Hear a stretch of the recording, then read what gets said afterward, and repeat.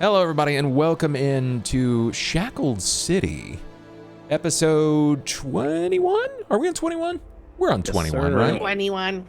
Yeah. 21.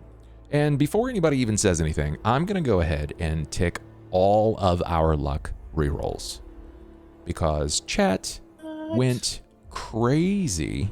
You guys went crazy mode on unlocking rerolls this evening, which is nuts. What a brilliant and lovely surprise. Very, very happy to have those. So, I guess first and foremost, thank you guys for showing back up for another episode, even if we are a bit late, and that's okay. I'm glad that you're here. And I mean, how are you guys feeling? Are you okay? You feeling all right? Really I am feeling much better than 2 weeks ago. So yeah. The reason why we're late is I was spent an hour changing a tire in Texas 90-degree heat, so you can blame me for that one, boys. They were gonna blame you anyway. Nah. I was doing really good till like 2 minutes ago, and now I just have this giant pit in my stomach, and I don't know why, and I hate it. So we'll find out. We'll find out how good I'm doing, bub. I don't know yet. Sure. Yeah, I have a feeling TPK incoming. No. Do you know how rare a TPK is at my table? Like I feel like somewhere along the lines, people generally believe that there is something fun or cool about having a total wipe, a total party kill. I don't think it makes for a good story. I don't think it's fun. I'm gonna justify my monster's reactions, my BBEGs, right? Consequentially speaking, they're gonna do things. They're not gonna pull punches just because you guys look weak. But there are so many things worse than death. So many things. And that's important. That's important to note and to remember.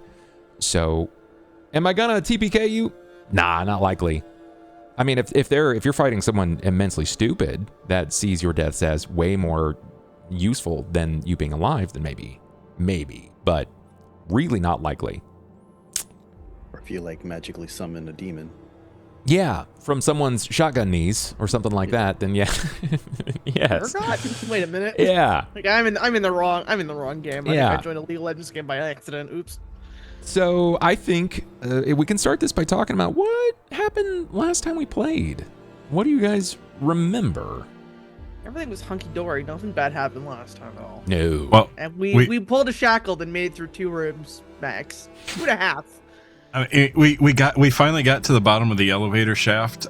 We think it's not safe to go back up, and so Sora started stripping and then turned invisible. Okay. All right. Please continue with this tall tale. I'm very here for it. Well, she's a dwarf, so it's actually a short tale, but you know. More boulders. It gets larger every time. I'm banning Jen in real life. Okay, I'm just banning him in real life. Well, we'll just say so Sora decided to go scouting and made a new statue friend. Yeah. Or got reacquainted with an old statue friend if you want to look at it. It wasn't a statue friend. It was a statue enemy turned statue trauma. It's a statue worker because she can control it. You're not wrong. Do you guys know what this creature is called? Oh. I knew he was gonna ask. I don't have Stone it. spike? Yeah, spikes. It's called a stone spike. Yeah. Yes. What do you know about them? What do you know specifically about this thing? They're intelligent. And they have a job, and they do their job. And they only don't do their job if they have the command word to not do their job. Yeah. They're subservient. Yes, that is But accurate. they're not like they're obviously intelligence. So Sora was very much in pain because she got stabbed. Yeah. And then she was gonna get stabbed a second time. And then in the depths of her memory, she tried shouting a word related to these things. Yeah. And it stopped, and it confirmed everything Sora thought she knew. Everyone outside of Christy, what is that word? Do you guys remember what that word is? What the translation was? Christy did say last week. I did say from last week. It's devour, isn't it? Yes. Yes, it is. It is devour. Yes. Flaps for crater. That made it stop. That made it stop. It made it stop working, which was just like waves of just trauma racing by, and more or less just like piloting through her whole brain. What do you guys remember about this tale? Obviously, like, this is above board. Your characters aren't going to remember, but you, as also watchers of the story, what do you? Jen, we'll start with you. What can you recall about her flashback? She had a flashback to her childhood and training conducted with her and her brothers, where their father forced them to engage in combat with one of these things. It could even actually be the exact same one, since it had the same activation words, and that is where her brother, one of her brothers, perished. What was the reason that they were doing this? Was it specifically explained, or like, what would you hypothesize? I'll throw this to Jackson. It seemed like it was to toughen them up. He was like, nothing down here is gonna pull its punches, so you don't get to make mistakes. Get in there and fight that, and if you die, you die. Yeah, if you die, you die. That's right. Yeah. Christy, I'm going to do this in traditional form, just because I feel like it's important for your own character's backstory. And I'm going to give you a minute because I know it's going to take you a second to do this. I want you to name your brothers, the two brothers that you have. Okay. You have to give me the name of the surviving brother, which was the eldest brother, and then the deceased brother. Yeah. Okay. After she had that flashback, how would you describe her, how well she was kind of holding up here, farm? What do you think that was like for Christy? Or in this case, Solsora? It was deeply traumatic, because usually Solsora is like aware and on point, and she was just like at the 20,000 yard stare, not paying attention to anything. Even though she got stabbed, she got beat, but she just wasn't there. Just wasn't even like having any kind of effect, despite the fact that someone was deliberately like wrapping her thigh it was your thigh. Yeah. And she just, it's like she couldn't even be bothered. She was freely bleeding out onto the stone floor.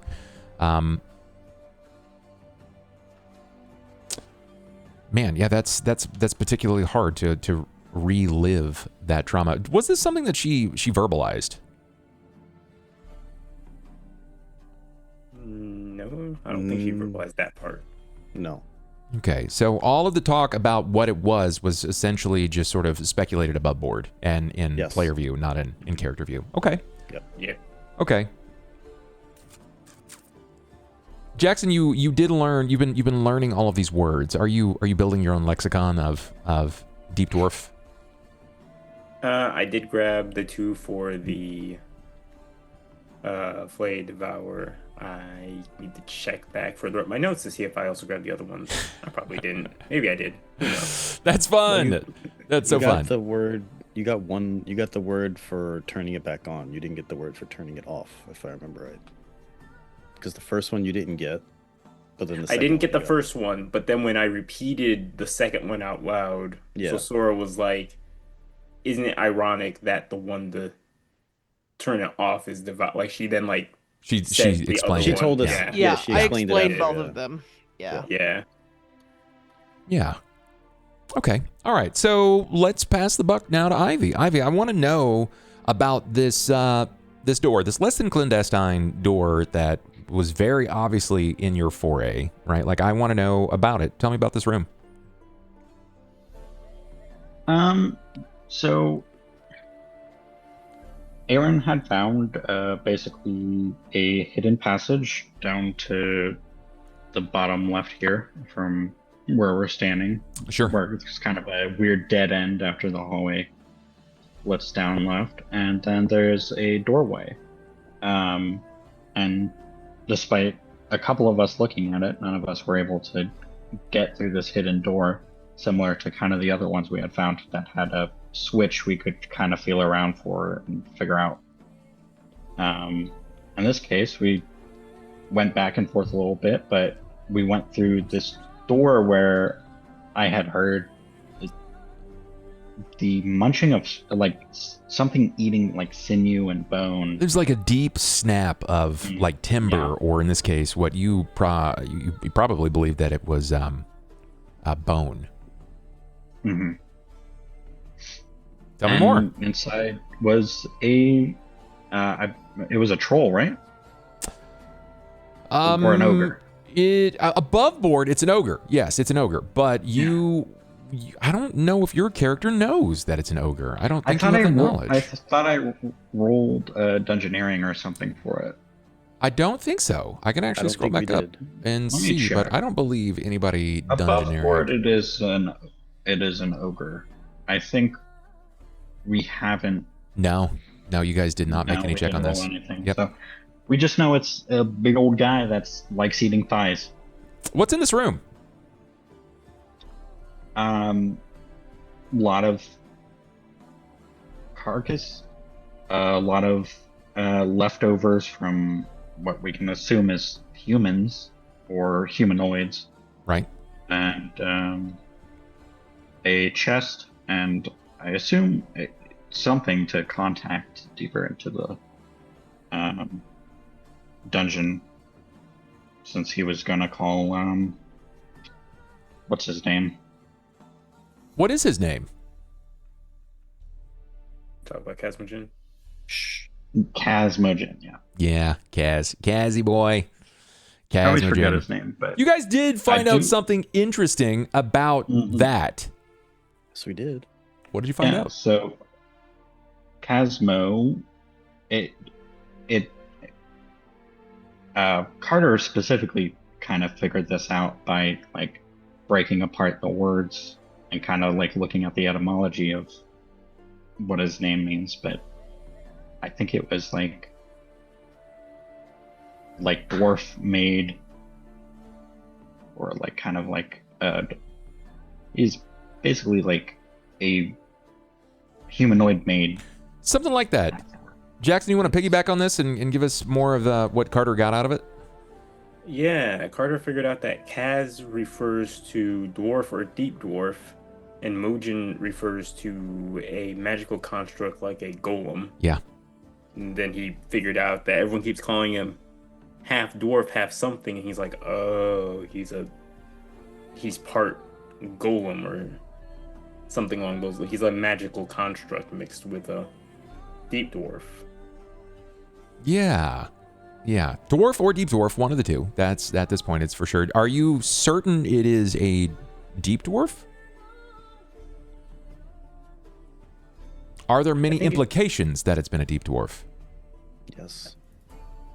Yeah, I think it was mentioned that like the way that it was being said almost is like basically like almost a slur for deep dwarfs. Yeah. Implying that most likely someone named this thing from the surface, and that maybe it's a name that's just stuck with whatever this is, since it's gone off and become the Casmogen that we know, which is some kind of slave trader. Yeah, fair assessment. Okay, is there anything that you feel like we missed? Aaron's not naked anymore, for what that's worth. That's true. Yep. Aaron is no longer naked. Found a hidden armory. Yeah. And a bunch of noises that we said fuck that shit and we didn't go there. And a secret door with noise on the other side. There's been a couple of those. Yeah. A lot of hesitation last session. I think mostly because we were really rattled by the fighting that demon in the elevator. Yeah. I mean, it makes sense. So then, above board, I ask, knowing your situation, knowing that you are at a bit of an impasse with your spell slots, with your health, with your gear, what is your next move? Are you surface bound? Do you try to rise back in the elevator so that you can rest? Do you shell up somewhere? What does this look like? Rowan's ready to keep going. He asked as much before, so he's just waiting on the others if they're okay, because the clock's ticking on these kids. Aaron's feeling the hit, but yeah, we don't have the time to wait around, especially now that they know for sure that we're down here looking for them. And that totally makes sense from the angle of individuals who are not spellcasters the same way. Mm-hmm. There's a reason why we saw Aiden pick up a weapon for the first time in the campaign. So. Okay. Let me check. I have all of no spell slots. So. Brother, you fold things in half with your Morning Star. You don't need your spells. Also, they're the heal people. you can still just if things go south with that Morning Star, just hit him with a smolder. That's right. Also, if I rest, I get more if I rest, I get more smolder. Yeah, it's true. It's true. You are currently you're suffering from drain or damage. I think it's drain. It's whichever one you said was easier to heal. Yeah, the non-permanent one. The damage. Yeah. Okay. Yeah, okay. But if we rest, that's 8 more hours of you disappearing. Okay. Oh man, that's good. That's good. Christy, would you care to weigh in? And so sore at this point is like, we can't go all the way back when we're already here. And I think she's kind of like trying to come to grips still with the inevitable. And that's even what I mentioned last session that she was kind of griping with, which is that she's far closer to this than she even thought when they got to this dungeon, let alone now that she's seen literally part of her past that she probably fought against at some point. It's gotta go. It's just gotta be done. Okay. It sounds like there is some conflict.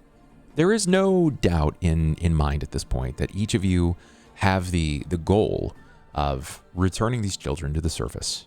This sounds like it is an absolute. But something that is immediately undeniable is the situation in regards to everyone's capability and health. Yes, we do see that Rowan is generally fine. Rowan's okay. For the most part, I think he's fine.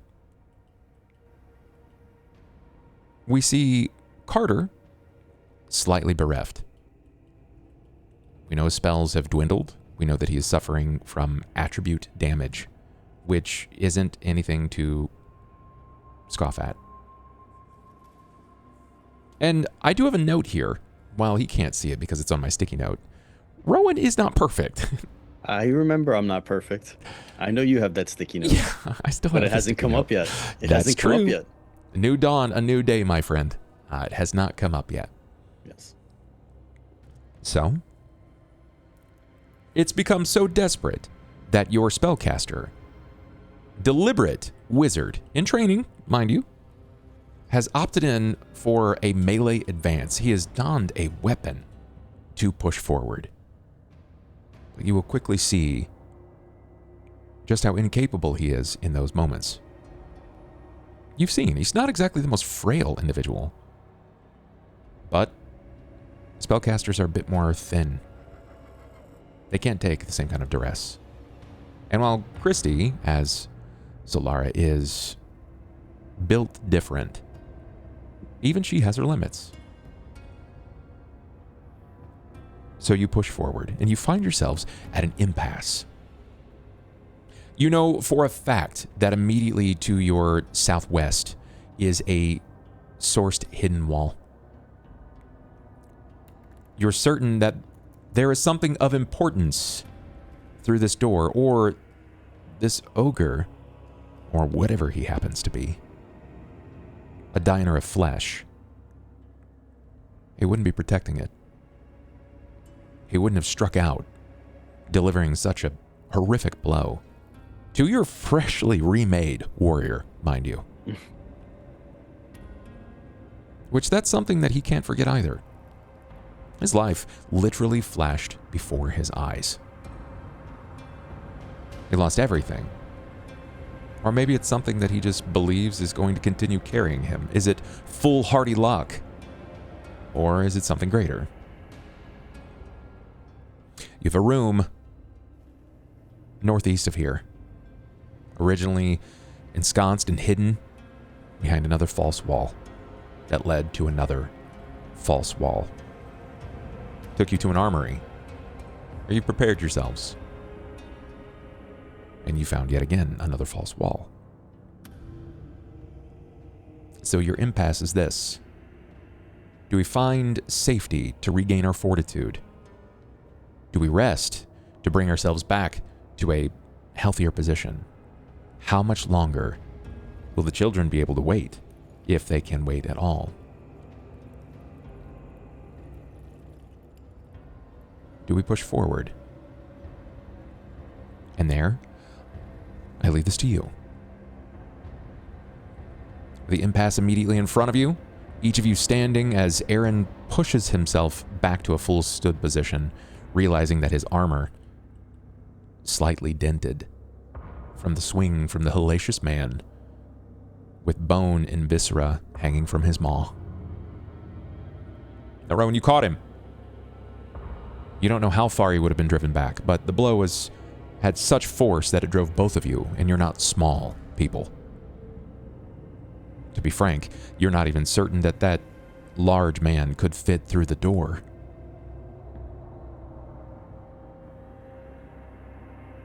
What do?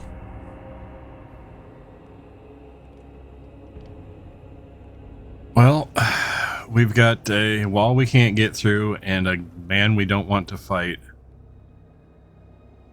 We're exhausted, and our only other option is through a door where we know there were voices on the other side. Or noises.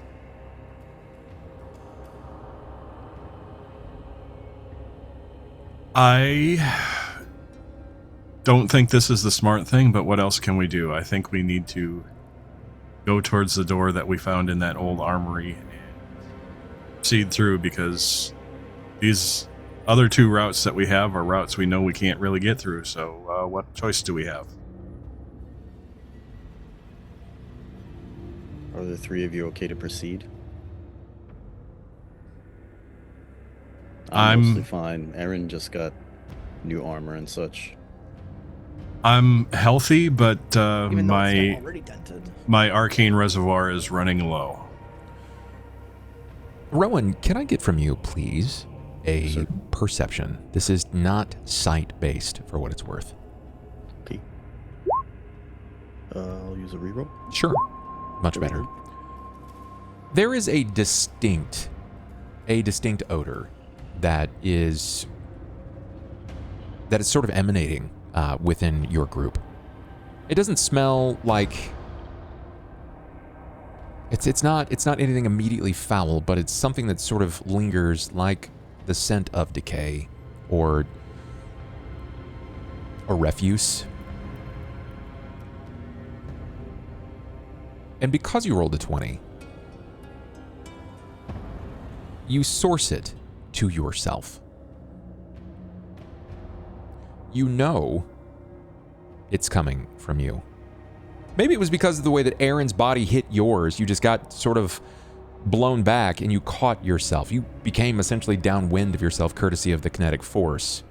But it certainly wasn't Aaron. Aaron doesn't even have a smell right now, which is bizarre. Everyone sweats, Rowan. Everyone does. And all sweat has an odor.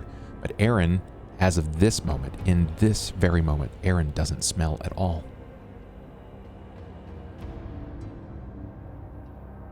But what you can smell, you're certain is coming from you.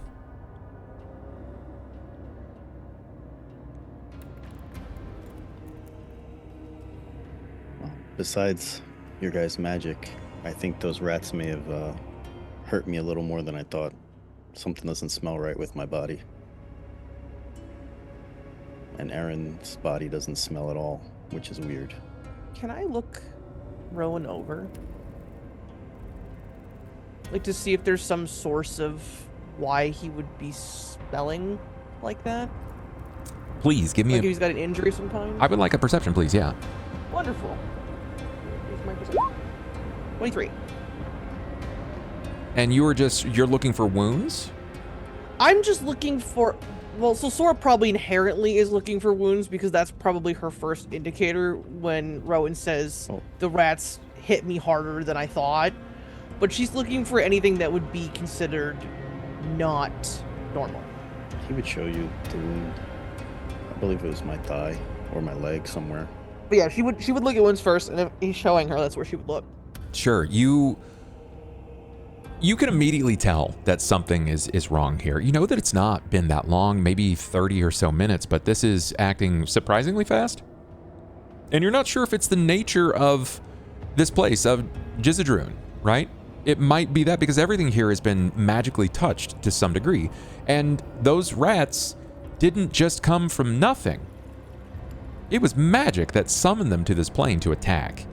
And he was the target. When you glance down at the wound, you can see before you smell it. The thigh, where his pants are, is damp.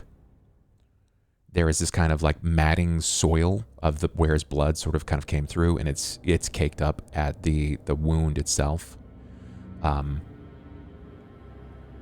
His right leg, where he's been bitten, is somewhat more damp. You can see the discoloration of his pants on his leg. He's beginning to sweat, and then as you glance on, then it hits you. It's this wild odor. It's something that smells sort of human, but it's kind of off. It's fever. It's sour.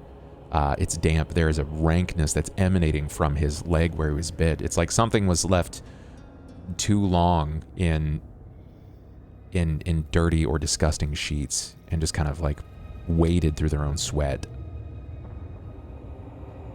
And when you glance up at Rowan, his features look mostly the same, but even for standing here, you notice that he is sort of starting to bead up with sweat. It's not enough that someone else with a lesser trained eye would notice, but because you've spent so much of your life being clerical, being a physiker, being someone who treats the sick and the injured, you're immediately quick on the tell.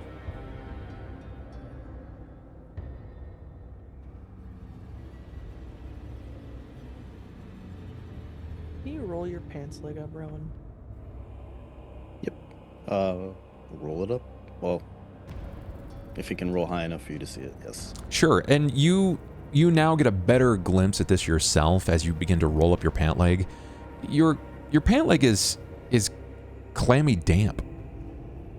Like it's been wet for a while. Now, admittedly, there has been a number of fights. There have been quite a few rigorous actions that have been brought to this place, but there's an odor that emanates from your own leg that smells unclean. It smells like stale breath met with decay, something that is sort of adjacent to wastewater.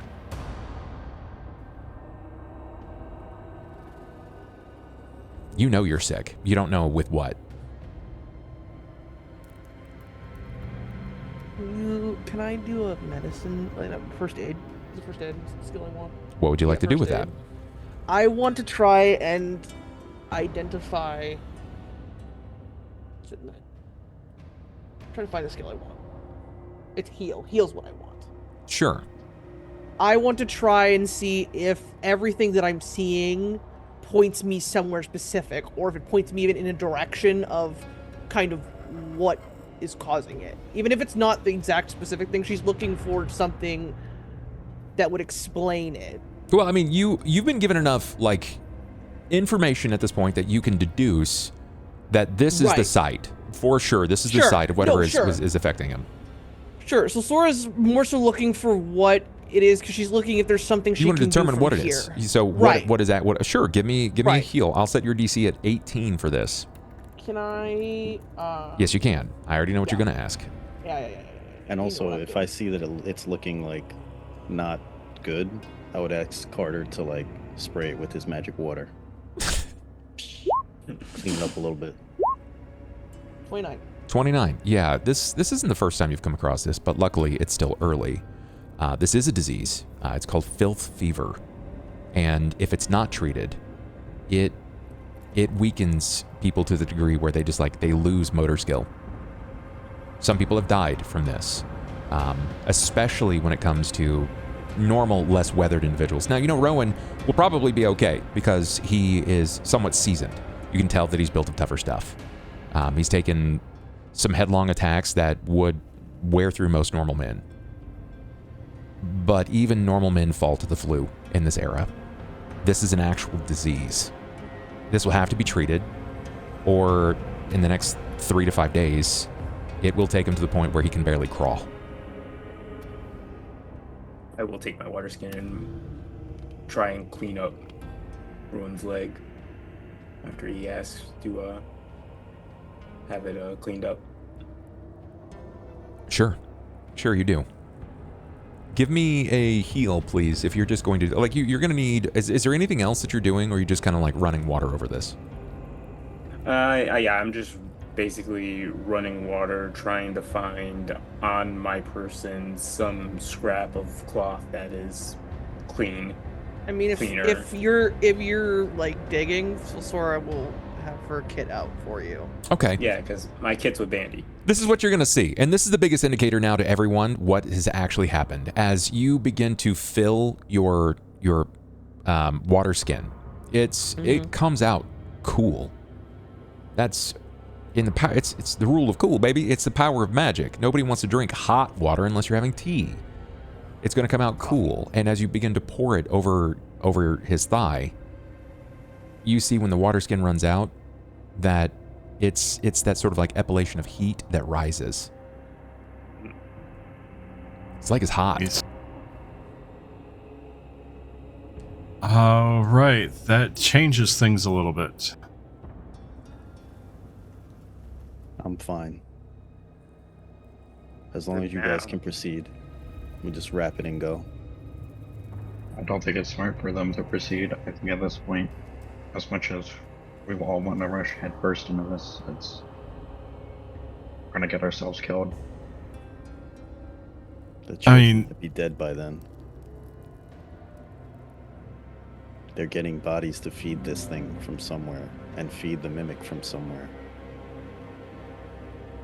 I want to continue forward, but here's my thoughts. We can't help the children if we are dead ourselves. I mean, we may be able to, maybe we'll find them in time, maybe we won't.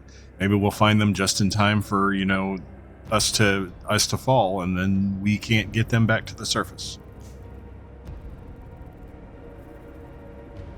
Rowan's I mean,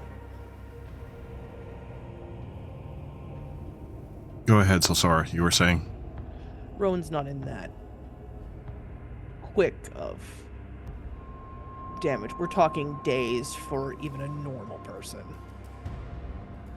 It needs to be treated, but I have a hard time believing that we're going to do anything other than go find those kids right now. And I have a hard time believing that you would stop and get this treated even if I convinced you otherwise. Also, who's to say the elevator will be making up? We might die on the way up if it falls. Right. I mean, I wish to continue forward. That's my vote. I'm not going to make a I know you guys ad hoc put me as head of this, but I'm not going to make a fiat order. I vote we go forward. Of wish or wish not. I think we all wish to proceed forward, no matter our condition. But is it smart? Of course, it's not smart. But wait, hold on.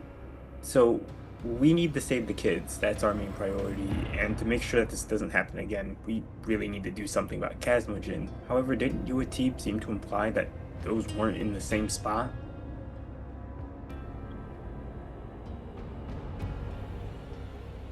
The only thing I remember not in the same spot was the rat and the kid. Yeah, and the Casmogen. He didn't say anything about where the prisoners were. He said they were with Casmogen. I thought it was under the impression that the deal was coming soon. But I don't think they're in immediate danger. I think as far as we know, what they're feeding them is the adults they took. I don't think the problem is that the kids are in danger. It's a slave trade. I think the problem is that there's going to be a sale, and if we don't get there soon enough, they're going to get sold and sent deeper into this place, deep beyond our reach. Yeah, if the buyers are coming from somewhere else, then we're in trouble. If the buyers have to come down this elevator, like that thing said, like, where's your guide, quote unquote, then maybe we're okay because things have to come this way. Mm-hmm. So it we depends could camp on where out in these the people elevator, realistically. Then Or- there's that or in the statue hallway, thing like between Aiden us said. Mm-hmm. Hallway. I think the hallway might be better. That way the elevator doesn't suddenly start taking us up and then Yes. break. Fair enough. All right. Do we want to be on the other side of the stone spike? Turn it off first.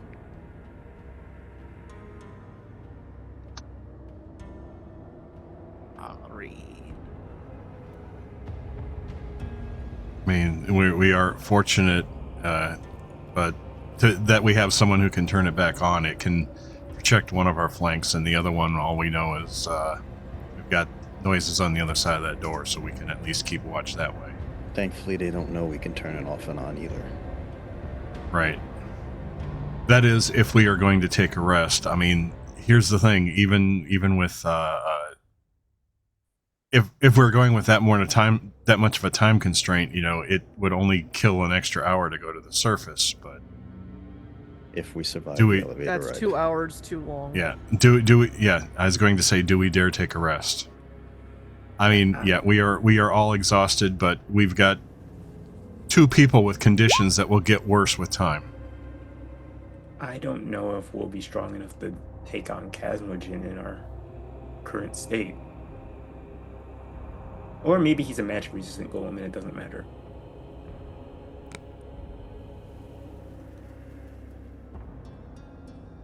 I'm just I don't know. concerned about your 3 magical prowess. I'm ready to go right now. I don't care about my physical state. I'm fine. I mean, I mostly just hit things anyway, so if you guys want to push forward, I can push forward. I will say we need to stop when I need to stop, but right now I feel pretty fine. I just have no healing magics for anyone. I mean, Rowan will I've- ask- And the- motive was what it was. I was Rowan trying to will- figure out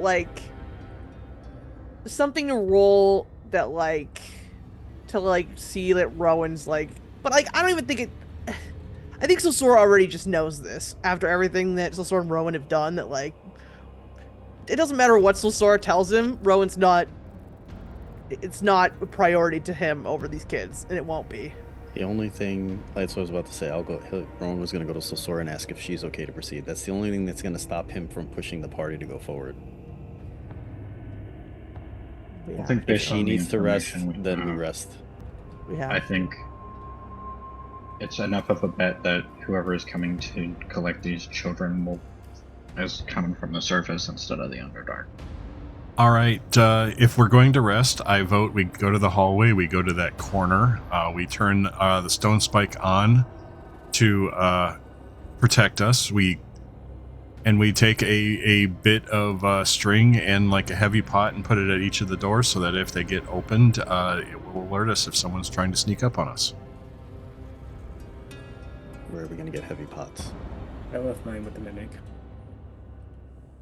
I've got one. Aaron has no equipment aside from what he's wearing. Mine got ash. And a shield I have works one. just as what shield I was works thinking. just I have as a well. pod as well, or I was going going to to say, we have weapons in the other room. We could just True, lean we one can up use against those the as well. wall. That's and true. when the wall opens, it'll fall and make noise.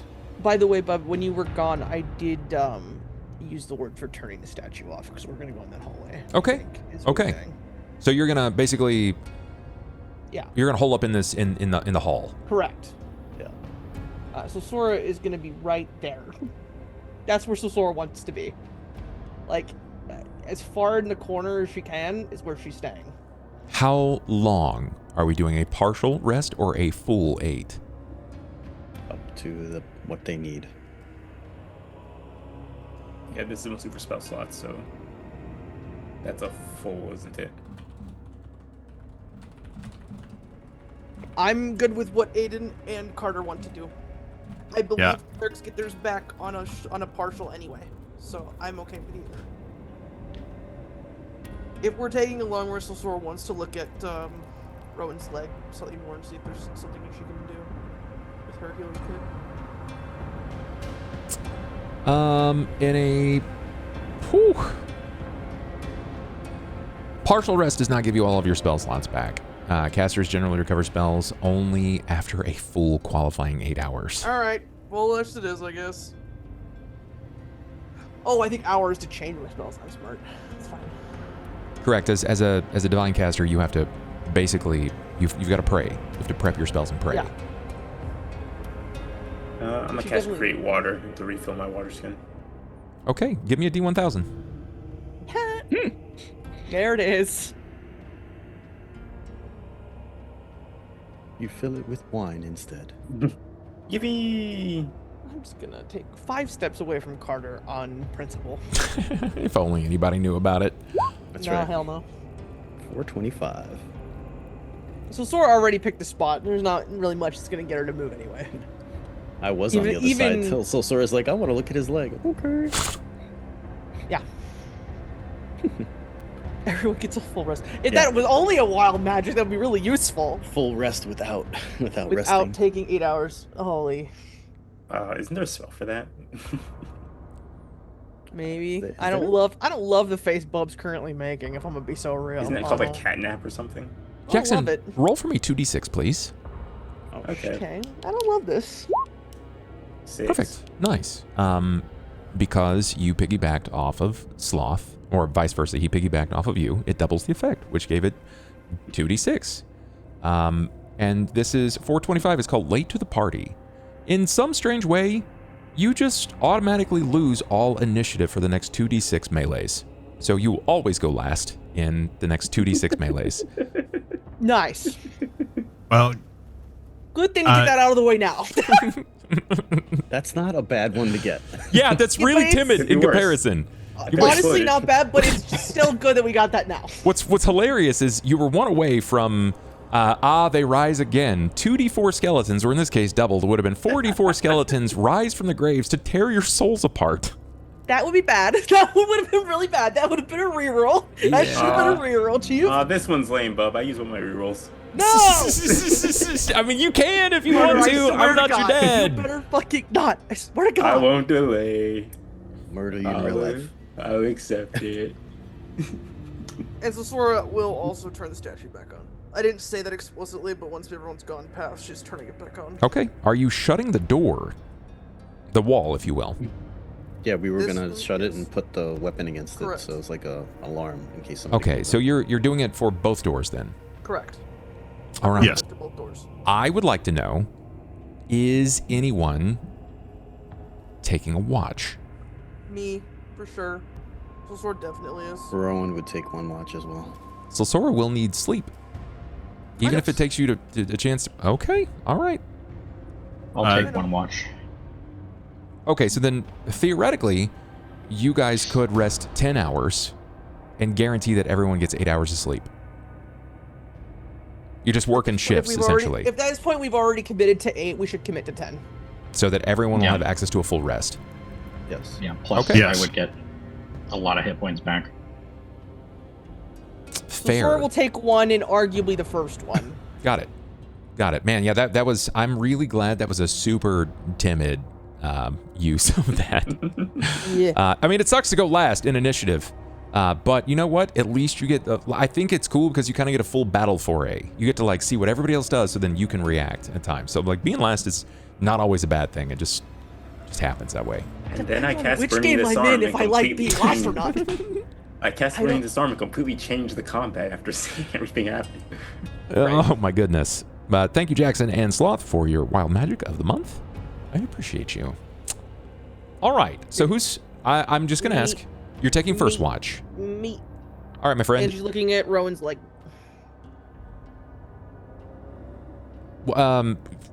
Like how? Like, are you, like, licking your lips? Like, what are you... no. By action. She wants to see if there's something in her healer's kit or in her bag that she can use to help.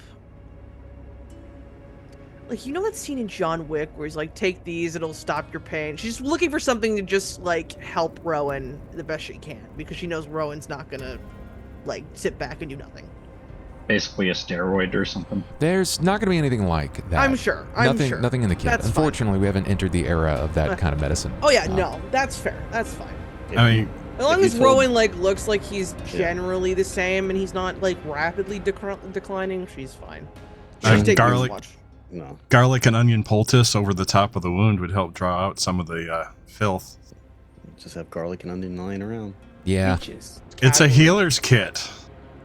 That was the antibiotics of the day. Yeah, no. So Sora's gonna sit in this corner and take the watch. I mean, if they didn't treat it nicely, Rowan would have just took a torch and put it in the wound. So Sora at least did a little bit more than that.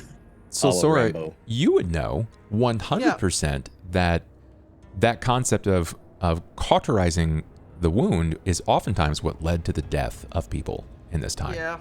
Because you're basically sealing the wound, and leaving all the sickness there. It's not getting rid of anything. It's just Rowan doesn't know that. Right, exactly. Rowan doesn't know. Correct. No. But Sora's already wrapped that. Yeah. So.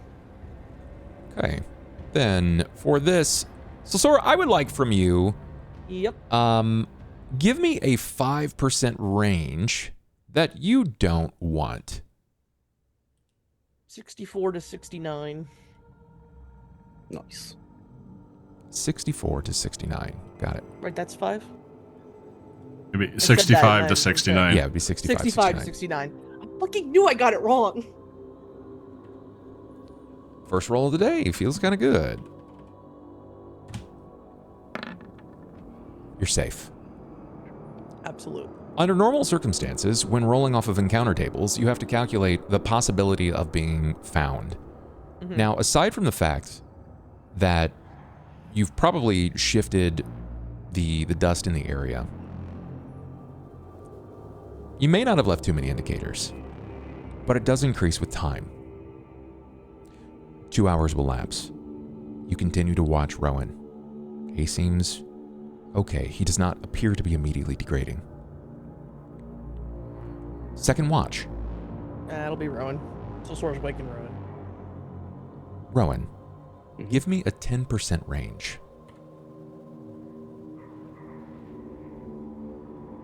$30 to $40, or was it $30 to $39? Okay. Fatherfucker. Okay. On your watch, can you give me a perception? Sure. There we go. Oof. Also, when you say that you wanted to set up traps or alerts, who set those up? I mean, I was just going to lean a weapon against the door after it closed. So if it opens again, it just falls. It's going to fall. Okay, so it's not like a trap. It's just... Yeah, an alert. Got it. Okay. It's just noise. Yeah.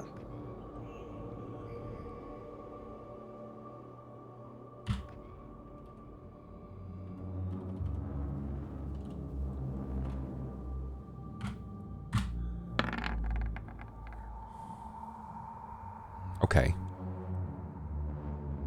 Rowan, from where you sit, this place has this rhythmic hum, as if the mountain is breathing, as if it's alive. It hasn't stopped, but most of the time it's been completely nulled out from your perception, from your sight and sound, because things have been exciting. It's been interesting, violent at times. So you haven't had a chance to really focus and listen in on it. And now with everyone so silent, with just the drumming of their breathing,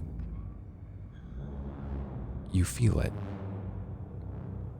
You hear it. It's this vibration that just lingers on too long, and it sort of reminds you of that mausoleum. It reminds you of peering up and seeing that being hanging from the ceiling, with hooks deep within their flesh, their eyes plucked from their body, but not quite fully. The stone never shifts, but it's as if this place breathes, and as you're focusing, you hear movement, not from your allies. It's down the length of the hallway nearest the statue. There is no source of light, nothing that peters from beneath the door to alert you or field your vision. But you hear movement. And then the sound of something drawing their finger across the planks of the false wall. Might be a finger. It might be a weapon. Could even just be someone bumping into it. It's just long draw. The depth of conversation of which feels like they could step in at any moment as you witness a tracer image in your vision.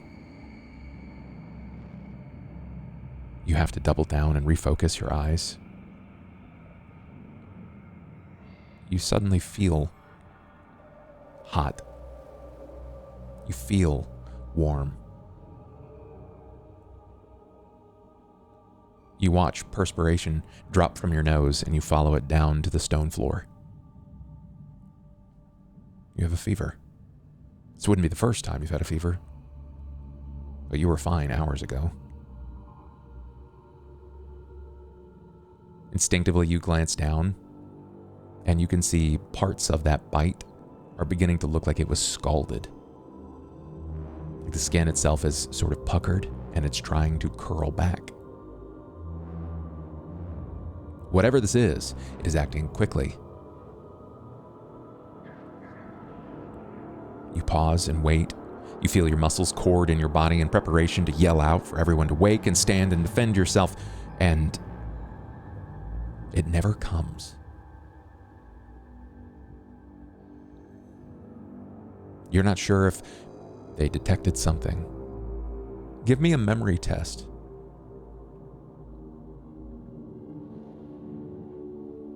Memory is... Wisdom. Wisdom.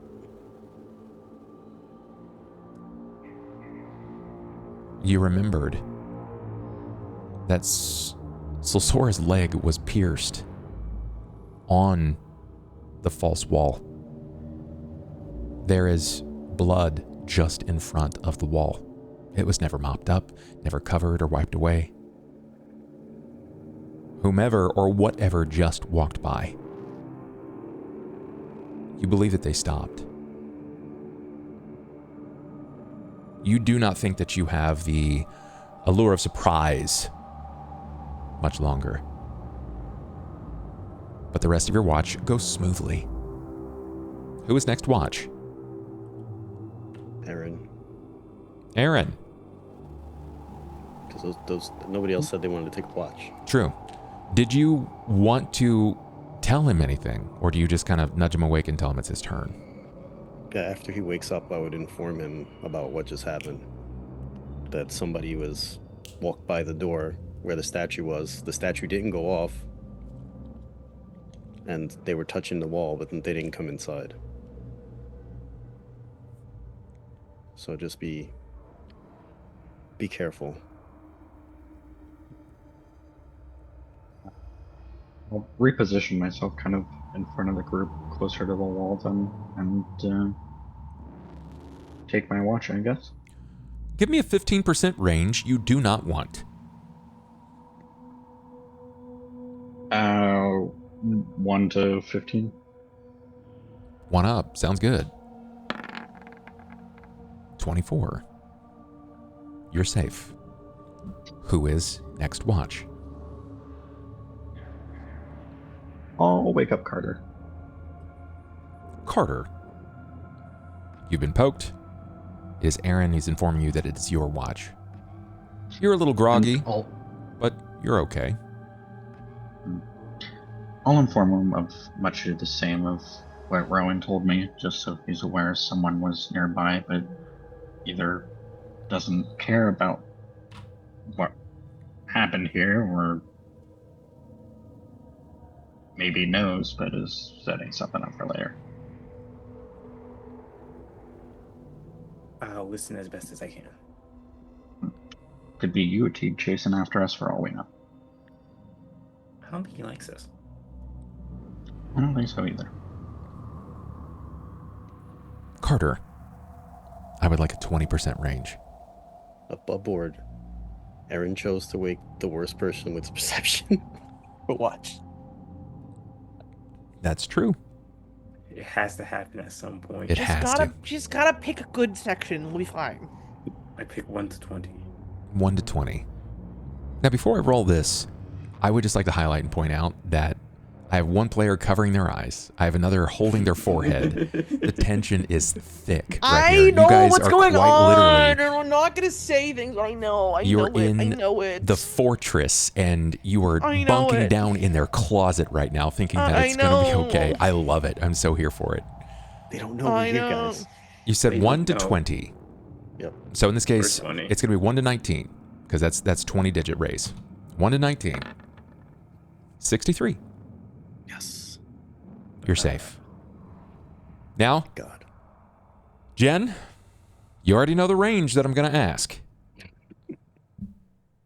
I wake Aiden. I am going to pick the worst particular one we can get, 76 to 100. Got it. 76 to 100. You know, I'm grateful that you did that, because I'm the pain problem player at the table that's like, I want all 7s, all 4s, and lower 5s. Here we go. Bub, we want you to keep running the game for us. I hope you know that we want to keep paying you to run this game. We don't want you to get rid of us. 20. Oh, thank God. Thank God. I just about said 1 to 25. God, you didn't. We can't be saying the same range 3 times in a row. No. Please don't pick individual numbers. Don't be that guy. I've never wanted to suplex someone into a microwave before, but you might be the first. If one of us was to do it, it would be Ivy. Let's be real. Yeah. You will be met with a full 10 hours rest. That means that all of my spellcasters will have the opportunity at preparing their spells, praying to their gods. You'll gain back your hit points based on your constitution score. Again, that's not the modifier. It is a constitution score. And my non-lethal damage will go away? Correct. 1 point of healing will take all of the non-lethal damage away. Farm. Yes, sir. From you specifically, I need a fortitude save. I'm okay at those. Nope. That's better. Nice. Is my charisma damage young? It's 1 point. 1 point per rest. 1 point per full rest, might I add. How much do you have? I got 2. So Okay. just 1 more and I will be back to my 20 charisma. Oh, man. Once a Kardashian, always a Kardashian, am I right? I just woke up this way. I love it. I love it. It's too good. I love the attitude. Okay, so everybody's gotten the rest. Mechanically, you are prepared. Do you tell everyone what you heard, Rowan? Or do you just expect everyone to know? No, I would relay exactly what happened. I was gonna say, even if nothing else, Sora would have no idea. If nothing else, and everyone else played the perfect game of telephone, Sora has no idea what happened. Soul Snora, yes. Correct. Yeah. I would like, from everyone other than Rowan, a perception, please. Sight-based. Sight base, does this happen to be beyond 30 feet? It's within 30, for sure. Jeez. Okay.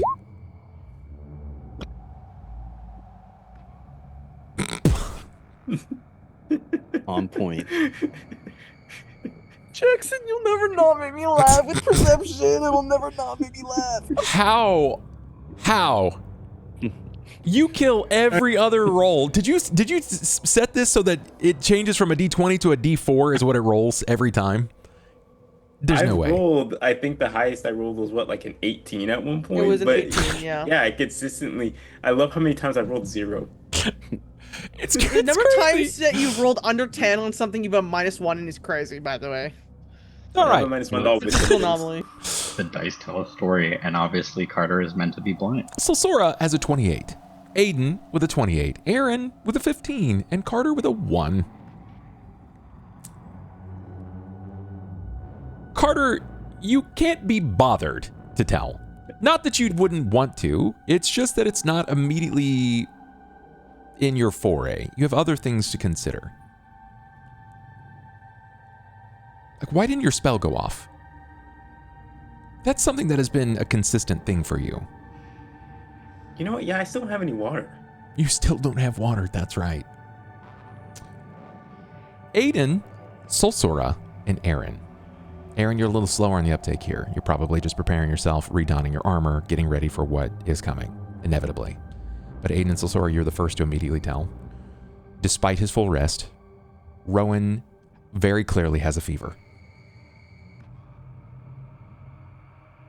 Rowan, you're rested, but you can tell that something ails you. You don't feel like you have extreme limitations. There's a little stiffness in your leg. Little stiffness. You notice that there's maybe a bit of swelling, but it's particularly on the wound itself.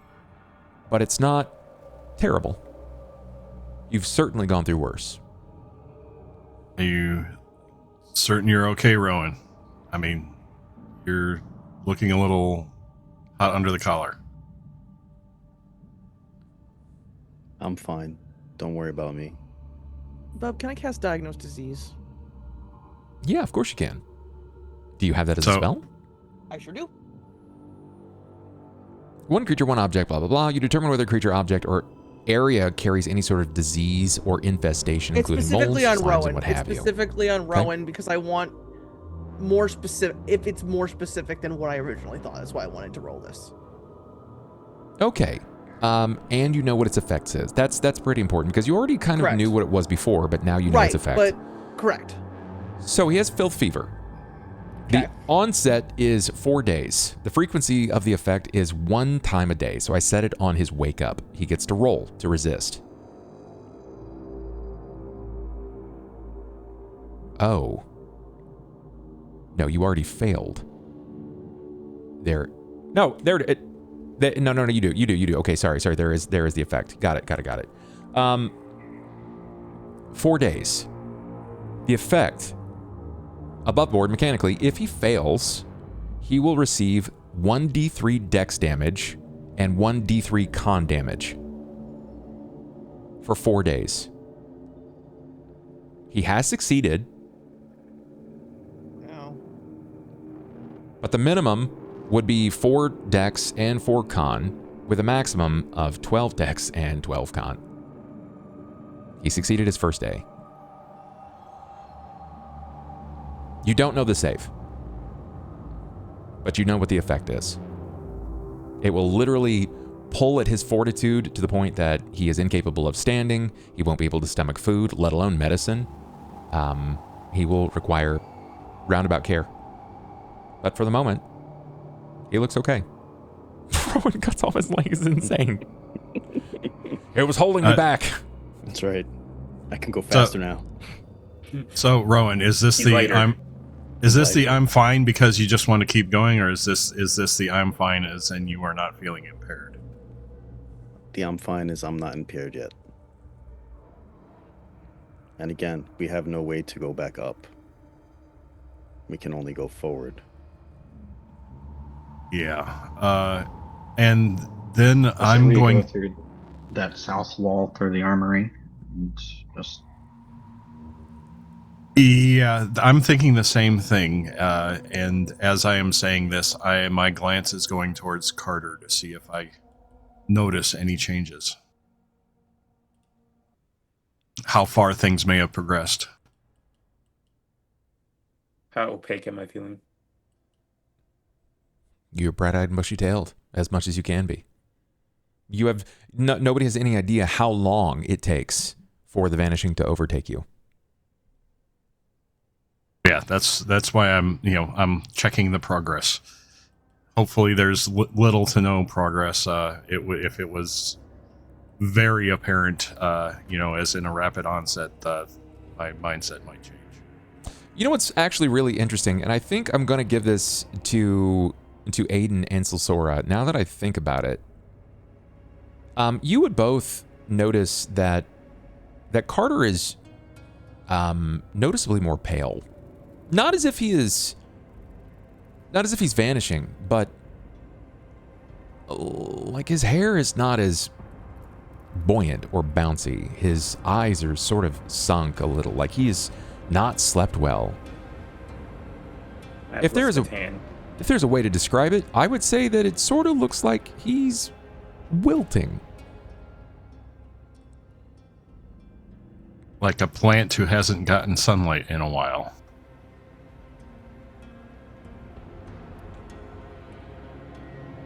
You two notice it. Neither of you have said anything as of yet, and he's not aware because he can't see his own face, let alone anything beyond 30 feet. Carter, how about you? How are you feeling? You're looking a little drained. Carter, you're hungry. You feel it. Son? You feel pangs of hunger. Well, don't I not need food because of the item? Yeah.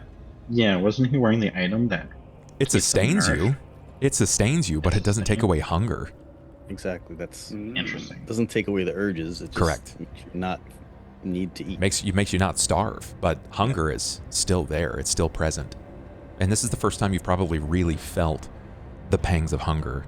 It's this almost as if something is pulling from within inside of your gut. There are these sounds that are unfamiliar to you, and it's sort of a wrenching feeling. It's almost like something is like, you kind of picture someone wringing out a rag, like a wet cloth, and that's what it feels like to your insides at the moment. I feel like that time where we burned the fat at the farm.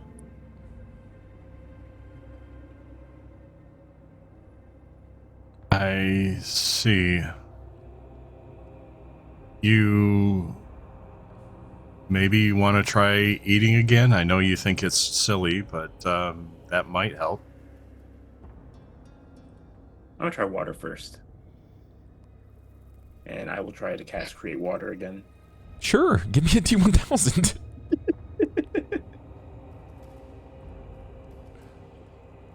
This is all I ever wanted. This is... God, I hate this.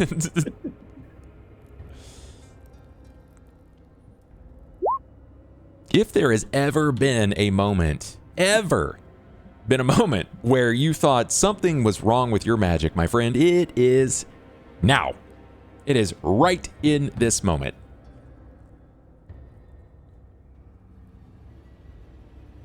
Carter is casting like the craziest of spells, and the only two spells that ever go wrong for him are fucking water and disarm, and that's it. Everything else is fine. All the detection of the planes is fine. Very He fine. simply is Fine promising demon. water and dropping things. Apparently those are our weaknesses. What level spells do you have access to? I have access to level 1 spells. Wild. Yes, Wild. we're both waiting till next level when we get our level 2s.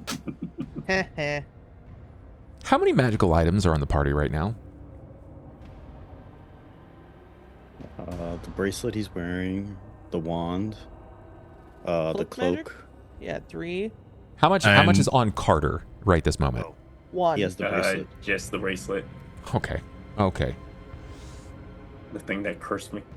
Upside, downside. Draining and draw. A single magical item on the caster, randomly chosen. It's randomly chosen to the one that you have. Is permanently drained and can no longer be utilized. The draw. You gain access to 1 class level higher spell. You have a 2nd level spell slot permanently. But I don't know any second Shit, level I want spells. that. Damn it. That's actually I was gonna good. say, can I get the vanishing now? But I don't. Shit, know hey, level Aaron, 2 chuck spells. that cloak over. No, he doesn't have the magical cloak. I do. Yeah, Rowan, chuck the cloak over. Hell no, that's my cloak. I'm gonna do some crazy shit with that. Just- You can't take away a man's cloak.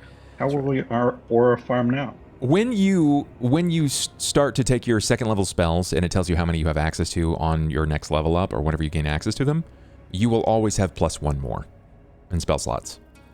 As somebody who already gets that Yippee. from wisdom, it's very nice. Yes. Sadly, my charisma doesn't get to affect that oracle thing. Womp. So Carter clearly holds out his hand to like do create water, like you've seen him do. Nothing happens, and then he goes, I feel more magic. That didn't work right.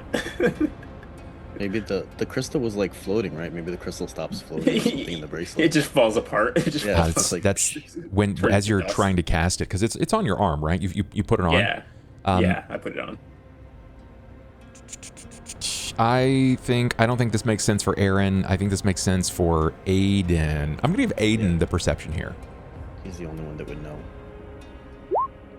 Aiden, yeah. As he attempts to cast a spell, because most of his magic has sort of gone awry up to this point, and you don't know what to expect, you witness that his spell fails, but that the floating gem inside of his new magical bracelet, it just sort of like Thanos snaps away. Like it just dusts in front of your vision.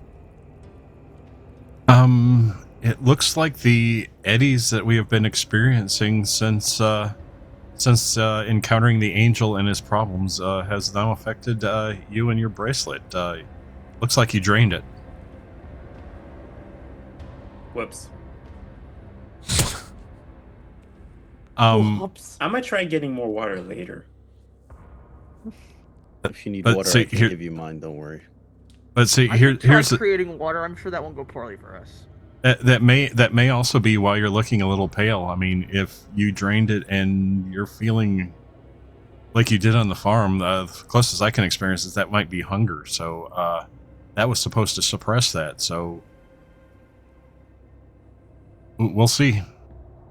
Well, I don't have food, so It's fine. I don't have food We'll or handle water it. either. Yeah. We'll figure it out. You want to try some food? I've got a ration. It's not the best food, but it's food. I'll eat later. Let's go fight some more slavers.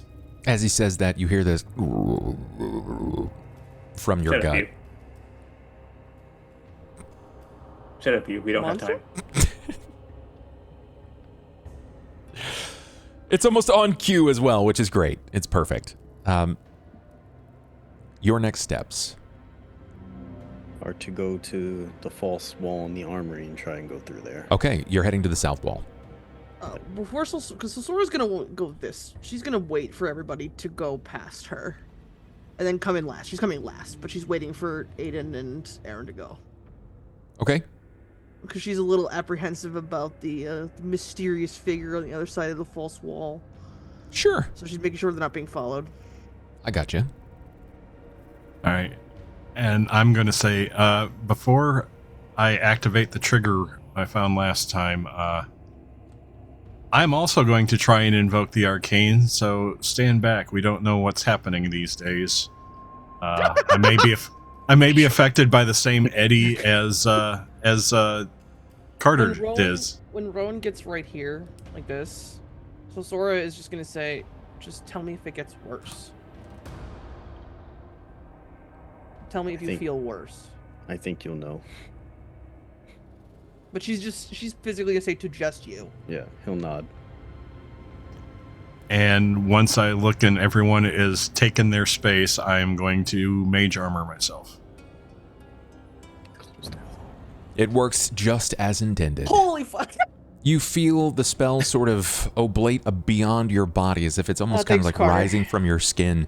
And it takes on this arcane weave that sort of looks like a battle helmet in standard, and this chest armor that sort of folds with you as you move. You're magically enhanced. Thanks, Carter, for real. Tank it for us. Take one for the Yay. team. Tanked 3 so far. Take 3 for the team. Yippee! You did it to yourself. I know. You're partially to blame. It's why I don't remind people about this until the end of the month, so I can get as many as I can into one session. I do this on purpose. I am the problem. Shit, I forgot to I play am the problem. I am the problem is crazy. Problem is wild. All right, is there anything else before you move into the next room? Nope, ready to go. Readying myself in case there are combatants on the other side of the wall. I ready myself, even though it won't matter. You can't see them Nothing anyway. matters. I can smell them. All right. My Once- is -1. Once everyone is in position, I will then trigger the door opening. I will give him a countdown. You know, like 3, 2, 1, and then I'll hit the button. Sorry, the pit opens in the middle of the floor and we all die. That's it. Rocks fall. Game over. Kids are dead. Trap all along. Alrighty then. They knew if they waited long enough, we'd kill ourselves. They knew it was a matter of time before we flipped the lever we shouldn't have and died. YouTube knew. YouTube knew. Okay. YouTube figured it out. Did you want to try to do anything before you hit the button? Before you pass this thing along? I passed priority. I pass priority is crazy. Well, that's why I checked with the others to make sure that they were all ready before I was ready opening. So if somebody's on the other side, I'm ready to go. Weapons out. Weapons out. Got it. All right. This is a mistake! And I open the door. Then you go fight the ogre. Okay.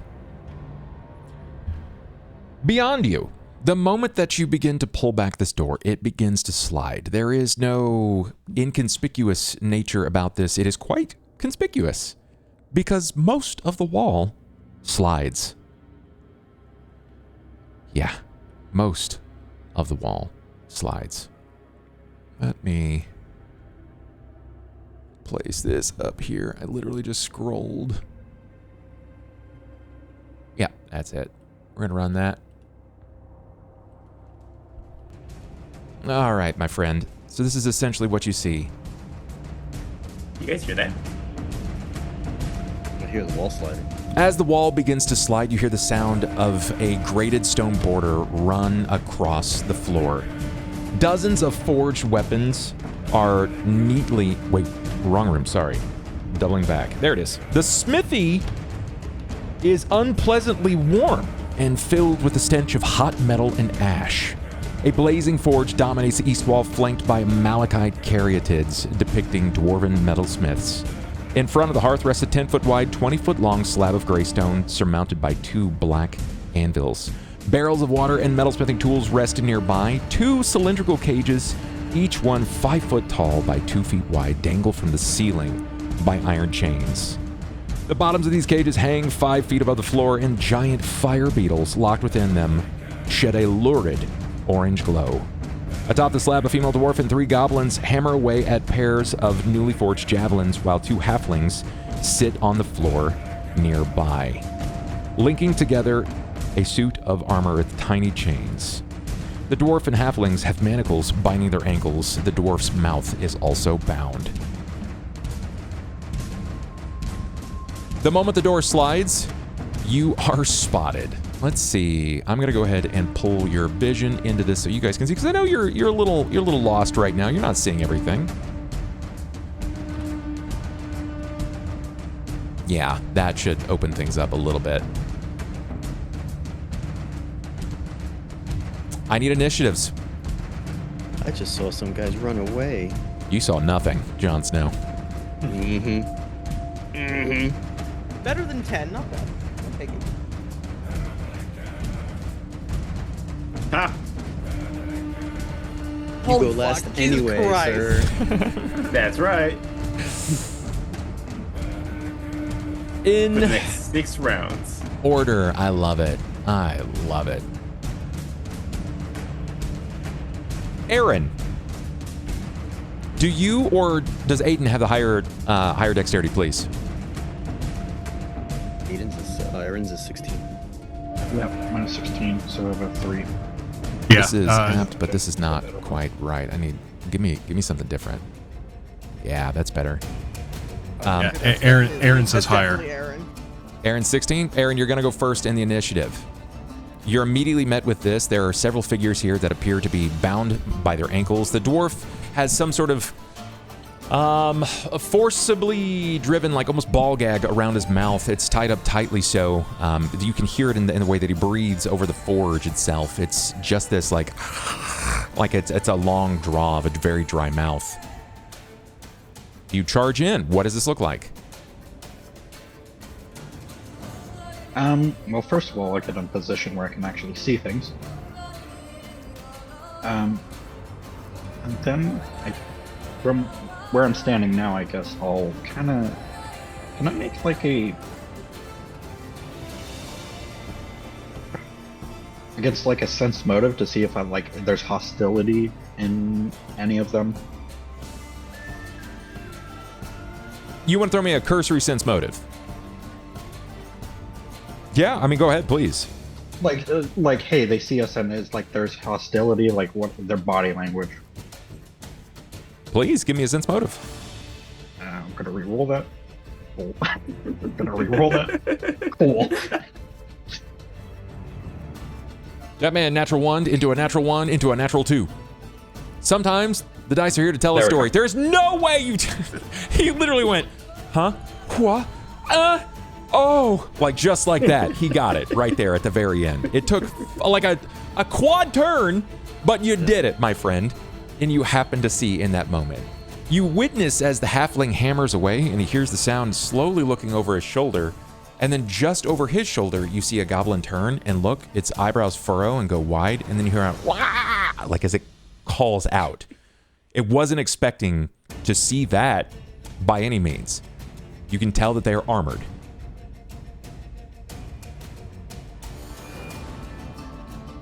Gotcha. But so they're surprised, but not like immediately hostile. Oh, you know, when someone opens up a door, a wall, you opened up a whole wall, dog. They're probably a little, they're shook for sure. Cool. I guess I'll use the rest of my movement to just kind of like get in the room. I love that you're just like Heimerdinger walking into the room and just striding in there. What's going on in here? Bub described people shackled and gagged, and there's guys with weapons and armor. But are they hostile? More towards the you goblins. gentlemen be. Yeah, yes.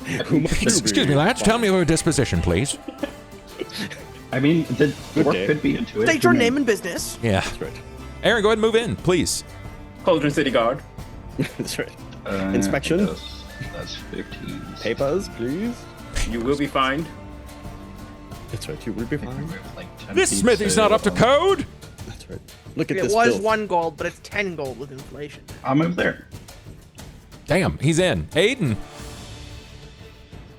I know you can't see anything. I am also going to relocate and then continue. Yeah, please. Because now Chad is seeing through your eyes. And he sees things. You witness from just beyond there is a female dwarf, another male dwarf, and it looks to be a female halfling. They're shackled to these workstations, right? To workstations. And they seem to be stuck hammering away, operating on whatever this is. Maybe they are constructing the very things that you just pilfered to arm yourselves.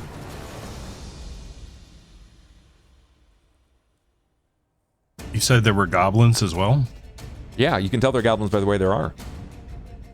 All right. Just making sure the green ones weren't the halflings.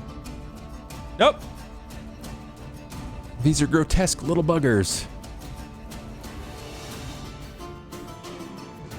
I'm going to move where I have cover, and the one that is kind of in front of Aaron I'm going to attempt to daze it. Sure. What is my save? 14. Fortitude or will? Wilson.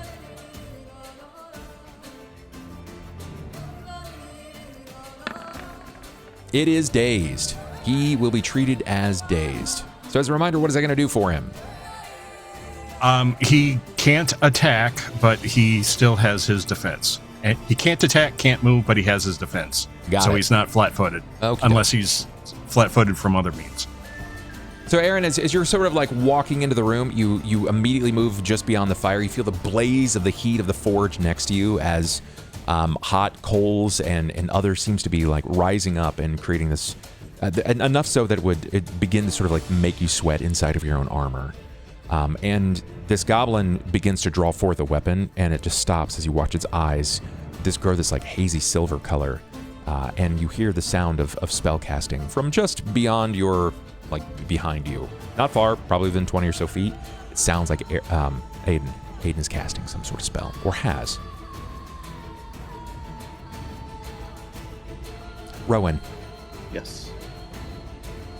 Did you say one was gagged or all were gagged? Only one. Only one appears to be gagged. Which one? This guy right here. Rowan's gonna move to him and try and remove the gag. Okay. How would you like to do that? Well, is it like a tied cloth? Is it like a leather bound, like something I could just unstrap? Like, it would be leather. Yeah, I think it's probably going to be leather. You would notice is something more of like what looks to be like a leather sling, as opposed to something that was made of cloth, something higher end that has been used to specifically prevent him from saying or doing anything. yeah. So if it's something that I could just unlatch, or like if it's like a belt, like it has a belt thing, like whatever I can do to remove it, what would it?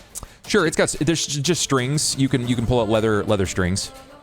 That's what I would do. I would remove that. When you kind of like you yank down on these strings, you watch as it begins to fall slack around his face, then fall just beyond his beard. He turns back. He says, "Thank you." Oh, and you see a hand kind of come up and pull at his jaw. Oh, Solsora. It's me. I need to reposition so I can see. We'll start here. Yeah.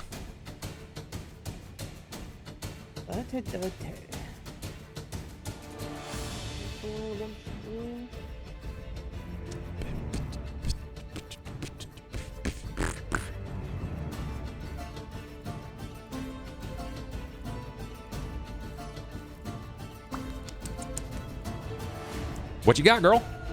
I don't know what to do. I'm thinking. You got a whole round to think about that. You are a dwarf. Eat goblin. It's in your nature. What? What on the earth? Beat that goblin. No, This is crazy. it's In not a goblins, goblin. goblins are just like in the back. They're like a dwab, dog. A dwab.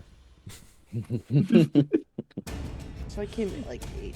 So maybe that's way too far. Shoot some holy lasers, man. She's gonna attempt to look at this chain on this table here and try and figure a way to get it off.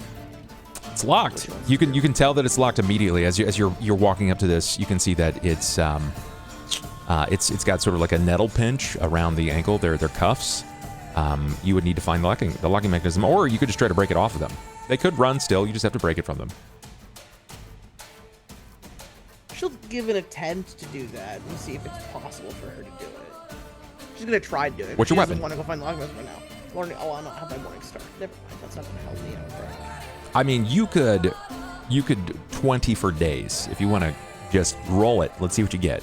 Let's go. 18.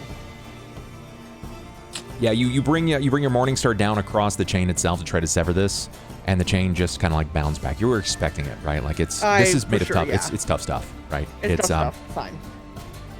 It's very tough chain. Now they get to go. It's their turn. This guy right here, believe it or not, is going to take a full defensive because he can't do anything else. Got it. I didn't see it because we were not in the room when this happened. So thank you for telling me off the board for which one it was. This man right here moves to the nearest threat, Aaron, as he's drawing a short sword to attack you because you charge through with armor that they have made, brandishing a masterwork great axe. You're not here for tea and crumpets, right? Didn't think that was the case. That you is know, when you lies. say it like Aaron that. is always here for tea and crumpets. No, you're not getting tea or crumpets.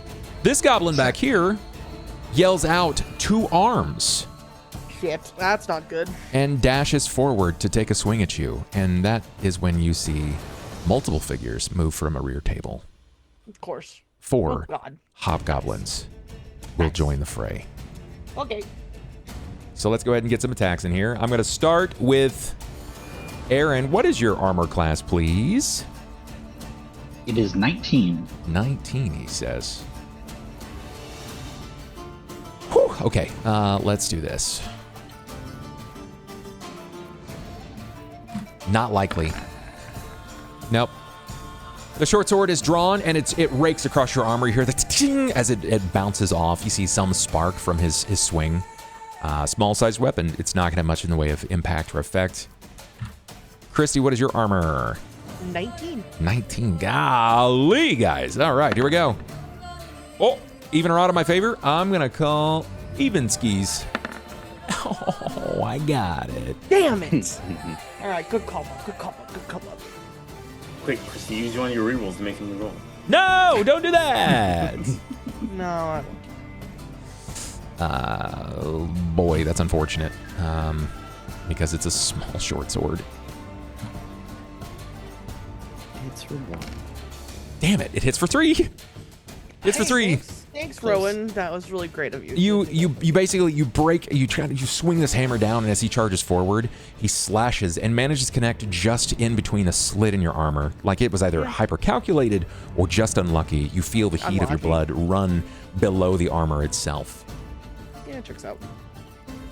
These guys are going to charge in a moment. They were sort of caught on surprise. So they draw their weapons, and they will move on the next turn. Carter! I like to imagine that with the nat 20, Carter immediately starts moving, but then like some weird like temporal effect kicks in, and he starts moving rapidly. Like he's building momentum trapped in time. Oh man, perfect. I get it. I think that's probably somewhat accurate. Magic has been affecting you weirdly recently. You're not sure what that's about. Everyone else just starts moving in super fast motion, and he's just like...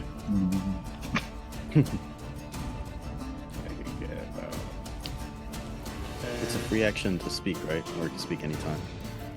I mean, you can say 16 words? So the 16 or 30, 36. You can talk. You can say things within reason. I thought it was 36. Within reason, yeah. You can. You can say things within reason. As long as you're not like giving us the Declaration of Independence, it shouldn't be a problem. Oh, I was gonna 7 years ago. I was gonna name the whole Bill of Rights. Damn, unfortunate. Can I move past this anvil? Like if I were to go like from there to there, would that work? Yes, you would provoke an attack of opportunity, but I don't really think you're that worried about it. Nah. Okay. What's your AC? It is 18. I gotta roll again. Possible crit? Not a crit. Definite damage, though. Take 4. Yeah, eat that. Oh my gosh. He slashes down after bringing his blade up across your arm, Solsora. You see Carter sort of hop between you and the anvil, and the goblin strikes down and catches him just inside of his right leg, or excuse me, left leg as he's hopping down. They had to face a goblin weapons master. They just have levels. I was gonna say to the dwarf that I ungagged, like I wasn't gonna say it out loud to anybody else, but to him, because I'm up close on him, just like there's a reason they had you gagged. If you could do anything to help us without being seen, and that would be it. I'm gonna hit the goblin back. I'd be like, ow, and then just swing Morningstar. Okay, go ahead, make an attack, please. Does a 15 hit my dude here? A 15 will not hit. Damn. He's Dexy. This is Dexy's Midnight Runners here. Yeah. You miss. You've moved in, you take the swing, and it just whiffs.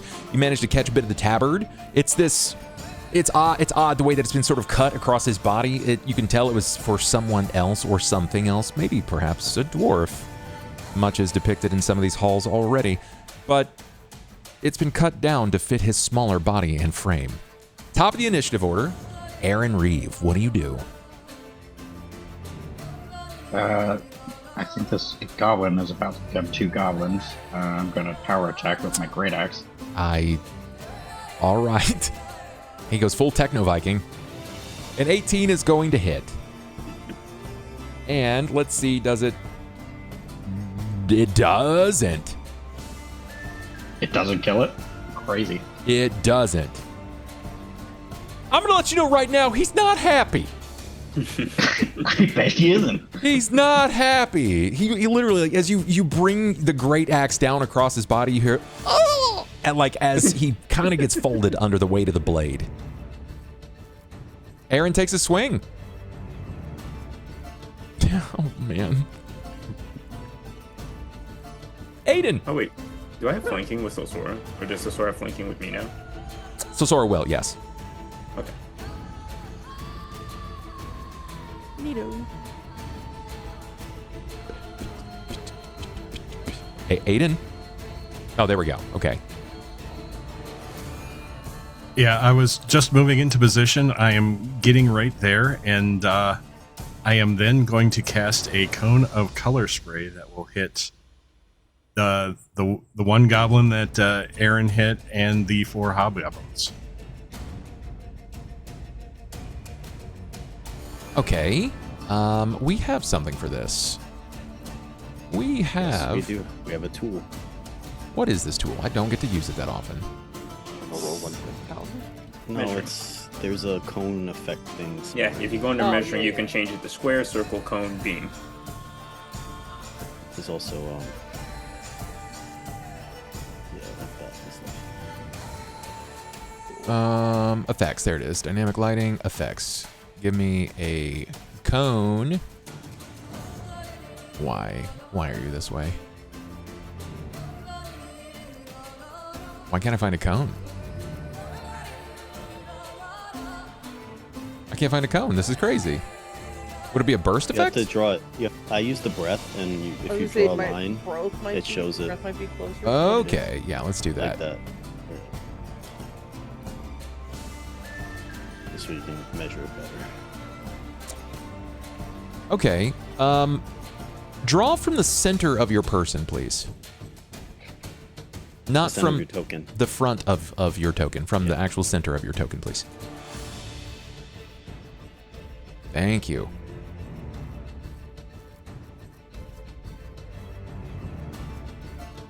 All right, looks like I'm going to miss the goblin, but I'm focusing more on the hobgoblins. Got it. Makes sense. Okay, that's fine. And cube color spray for me. Oh, it looks like you already have. Nice. So they get a will save. DC is 15. A vivid cone of clashing colors springs forth from your hand, causing creatures to become stunned, perhaps also blinded, and possibly knocking them unconscious. Each creature within the cone is affected according to its hit dice. 2 HD or less, this creature is unconscious, blinded, and stunned for 2d4 rounds. Let's see what sort of save they get. It's actually not. It's not terrible. It's not the best, but it's on par with yours. All right. 1, 2, 3, 4. 2 saved, at least. Yeah. I'm going to use 2 luck rerolls here. Okay, 3 saved. Three saved. I'm going to say this bad guy right here. This guy right here. As the color spray connects with his body, he immediately starts to glance around rapidly, and then he just falls. It's almost as if like he's been lulled into a sleep. You hear the sound of a longsword falling to the ground and rolling off to the side and hitting the stone wall to the right. The others glance back quickly, but they don't think much of it. Aiden, it was pretty effective. That is your turn. You've moved. Rowan Ashenholt. Is it possible for me to attack, like move up and attack that goblin next to Sosora? Like, can I go here or no? No, there's not enough space in there. Right. Then I'm gonna move up to this one that Carter attacked and attack it. Okay, I will let you know that when you do this, you will be affected by color spray. You'll have to make a save because everything's happening at the same time. He had to move. And then I go. Yeah, he had to move in order to cast the spell. So by the time you move, you'll be in the front of the spell. You basically letting yourself take the full-on blast. So it's up to you. Do you think you can make that save? What if I go over here? Yeah, I think it really depends on if Aiden is going to say anything. If he doesn't say anything, I think you do the obvious and you go just in front of him. He's a spellcaster. it makes sense that you would try to get in right in front of him. Okay. What do I have to roll? It's a will save. 15 Would he hear the will verbal save. component? It's basically right as soon as he's stopping, because it's all happening in the same action phase. So you're moving your movement action. He's using his movement action. At the end of his movement action, he's casting a spell. I failed. I used all my rerolls. Okay, what's your level? 3? Okay, so we know now with 3 hit die, you... Let's see. It Blinded and stunned for 1d4 rounds. Yeah, roll a d4 for me.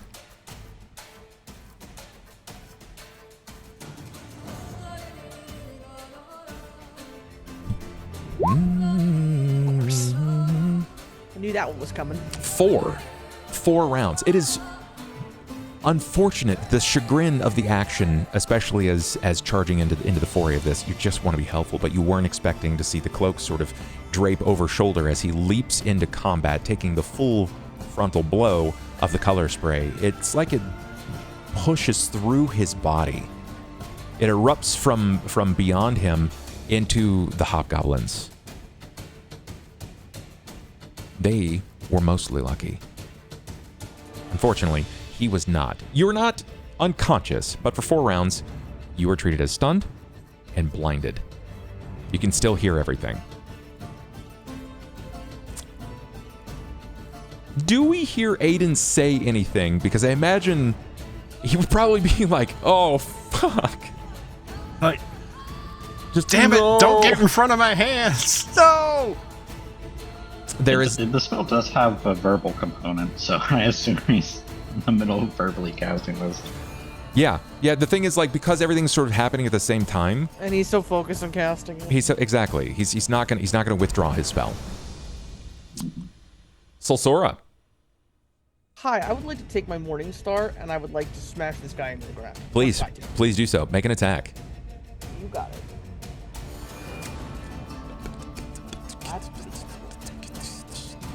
Fuck, that's worse, bro. Oh, fine, one more. There you go, that's better. That will do. That will do. Can't believe it. That's ridiculous. 5 damage. Single Uber nuke.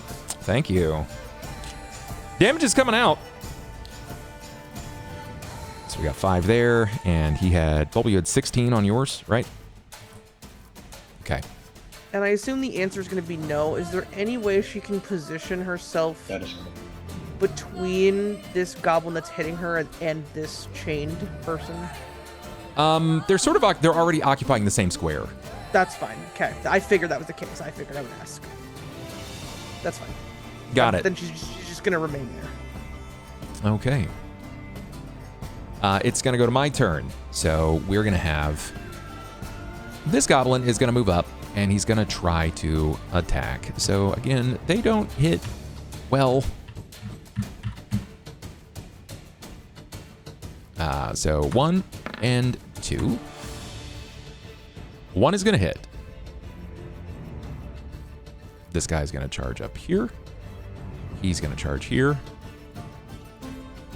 And we're going to put him right here, because they're not aware of the fact. And he is in Night Town for, was it 2d4 rounds? Was that it? Yeah, he's out for 2d4 rounds. Then he is blinded and stunned for another 1d4, and then stunned for another 1. Okay. It's 5 and 3 and 1. Were the rolls that Jen. Oh, you already rolled them. Okay, so it's 5 rounds. Got it. Thank you. Part of the spell roll. Gotcha. So it's 5 and then 3 and then 1. He's not dead, but I'm going to have him unconscious just like that. So 1 is going to land on Bulba. Bulba, there's another one that's going to be swinging. This is a long sword coming over the top, and it's from our hobgoblins here. Our Bobgoblin, they have a little bit better to attack. Not when he crit fails. I'm going to go ahead and use one of my luck rolls for that, just because I don't want to crit fail. I'm going to hit. So you got 2 connecting with you. Rowan, you're unable to defend yourself. So we're going to see if he can hit you. He's going to hit you. I'm going to get 1 on Carter. Carter, you said your AC was 19, correct?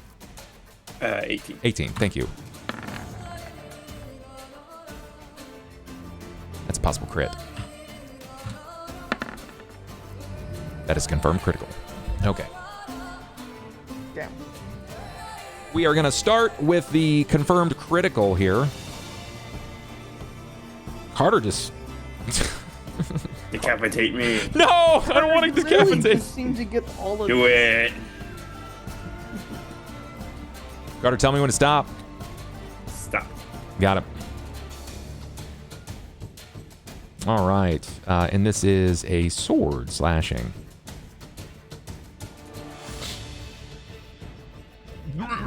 Okay. Let's roll damage. He is slashed across the eyes. He's blinded. Wait a minute. And the damage is not that great. It's double, so you're going to take 12 points of damage, and this is disembowel. So disembowel, deal double damage and 1d4 con damage and 1d6 bleed. So our 1d4 That's pretty brutal. con damage 4. Hallelujah, dude. That's rough. And 1d6 bleed 2. For 2 rounds, you will lose 1 hit point. Yeah, until you staunch. So this will staunch, unless next turn you stabilize. But the damage is done. Con to 10. Oh, poor guy. That's rough. Right. Let's see. So this is going to go next to, we're going to hit Rowan. Rowan, you're going to take max damage, 11. I'm coming in hot tonight, guys. Aaron, for my Hobgoblin, take 7. And for my Gobbo, my little Gob, the only one that hits you,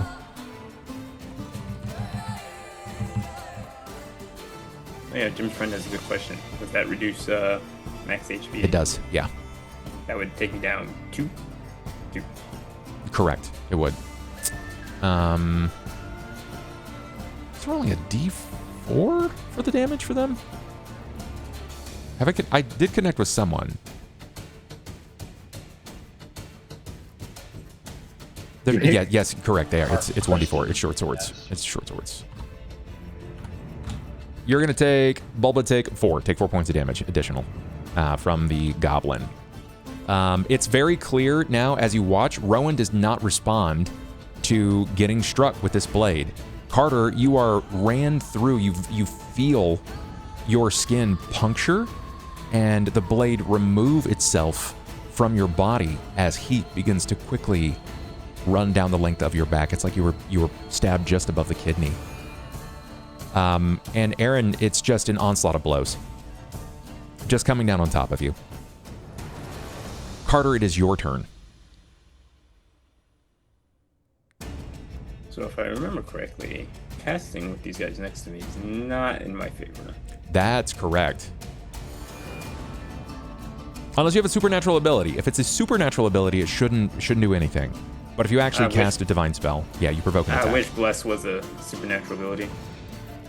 Got punch him back.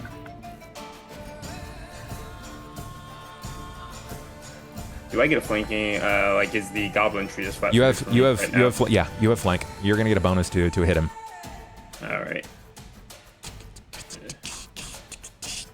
Try and get him out of the way.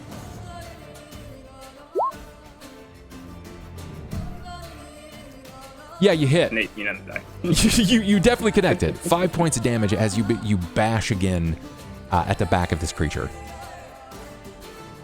You hear that the helmet sort of crumple under the weight of your Morning Star. You witness as it sort of begins to lift it off of his head. And as you draw back to take another swing, you watch as it kind of like foils off and rolls away from it being stabbed by the Morning Star itself.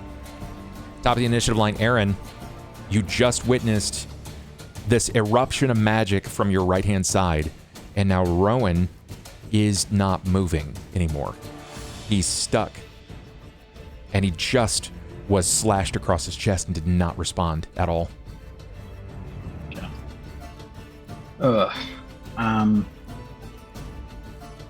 Since this hobgoblin behind these two tiny goblins can hit me, I assume I can hit him back. Yeah. Yeah, you're within 5. You can connect. The bad thing about fighting goblins is they can literally occupy your square. It's the crazy thing about it, because they're size modifier. They can occupy your square. Based on how much damage they're doing and what they're using compared to these hobgoblins, the hobgoblins bigger threat. Much more problematic, of course. Power attack the hobgoblin. Yeah, let's see what you got. 20 is definitely going to hit, and you got 15 more points of damage brought in, this time against a hobgoblin. You rake this down, and it, as it connects with his chain, the chain shirt that he's wearing, you watch as the axe itself rends through much of the upper portion of the chain. It splits in half, and you see blood begin to roll down the length of his tunic and into the chain work. He recoils with a trying to like clutch onto his chest from the axe swing. You feel it kind of like as he pulls away, tries to withdraw a little bit, but he wasn't ready for that. Next in initiative, Aiden.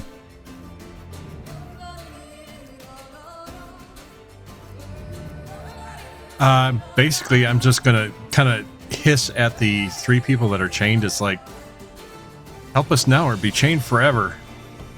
And then,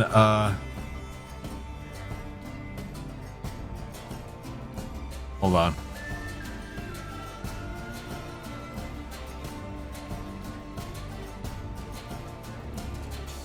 I am going to reposition just enough so that I can spray without hitting Aaron. The fact that Rowan's blind means he won't be affected by another color spray. Correct.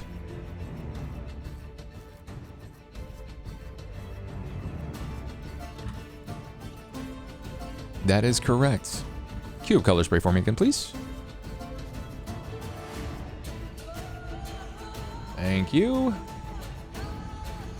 And for them, it is a 4. And for them, it is a 3. Okay, so I'm going to do the 2 goblins first. Can you hit the second goblin, the one that's furthest from you? No, I can only hit 1 goblin and the 2 hobgoblins. That's what I thought. All right, so we're going to go with the first goblin, see if he makes a save. He's going to fail his save. It's bloody. Looks like we're bleeding out. The hobgoblins, the first, makes a save. The second makes a save. I have a question, Bub. I hope to have an answer. Can Sulsora see that this is currently happening? That like Rowan's just not responding?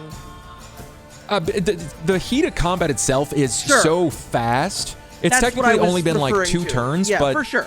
Anytime that you've been slashed, like I know above board, Christy's like, yeah, sure, okay, nice. But like your character wouldn't. You would probably naturally hiss, right? For sure. Like that would hurt. And same for Carter.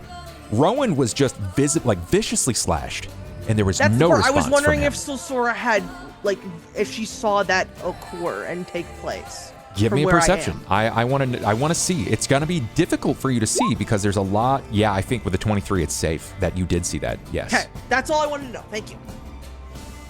It's obviously not my turn, but Rowan, it ticks down. Sulsora, it's your turn. We've all seen this move before. Sulsora's gonna proc this attack of opportunity for this guy, and she's going at Rowan around this set of table.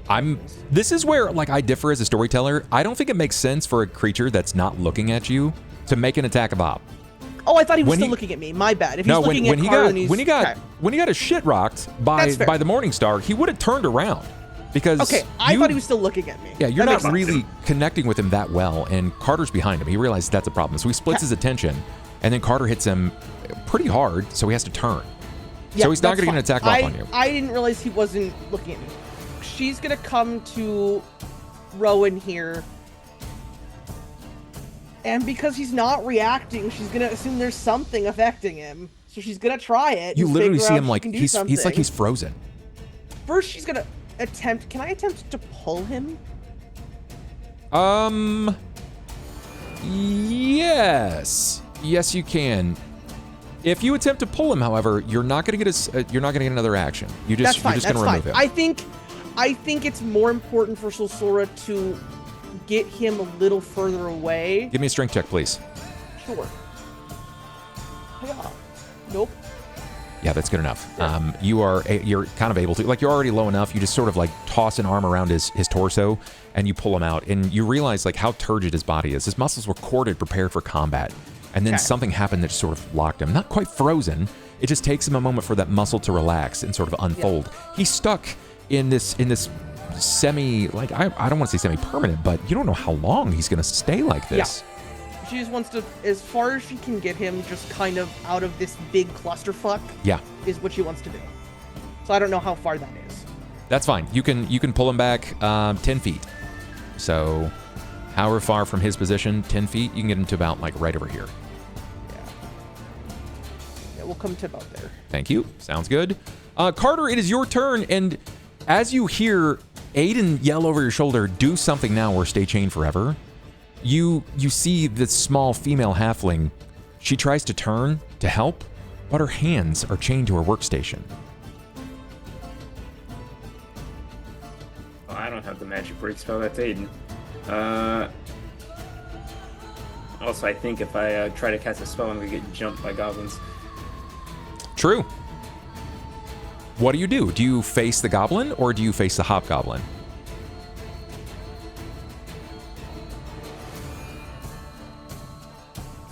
I'm gonna try and bludgeon the goblin just in hopes that I can do enough damage to take him out the fight. Got it. Let's see what you got.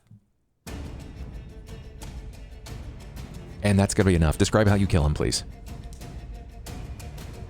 I imagine it's the uppercut with the Morning Star. Just sends him flying backwards into the work table where his head hits the work table and he just doesn't get back up. Sure, just the audible crunching noise as his jaw is destroyed from the impact of the Morning Star. Right? I just remembered, I'm bleeding. I was bleeding for 2 turns. You I'll take that are. damage. So you're just gonna take the 1 point per.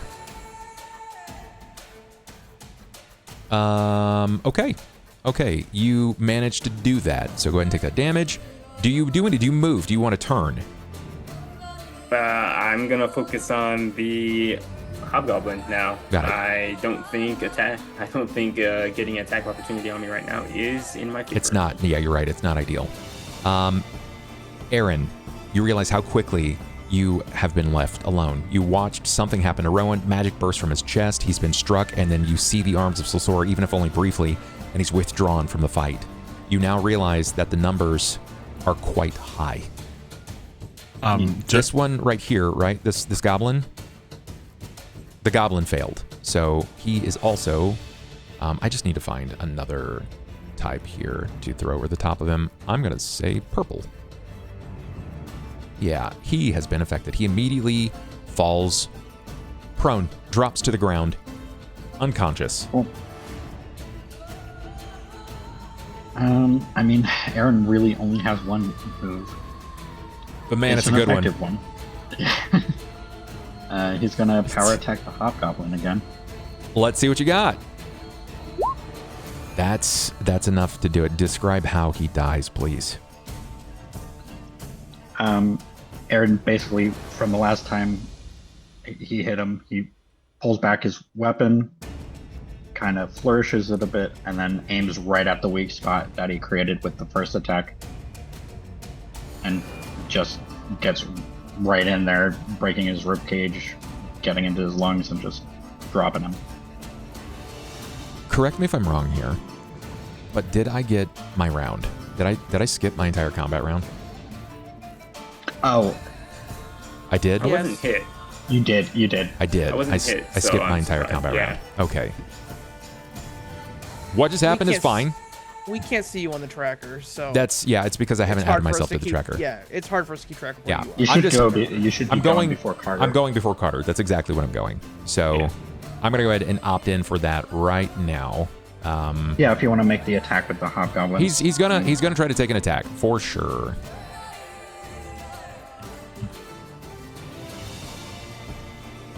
Hobgoblin 1 rolled off of a 16.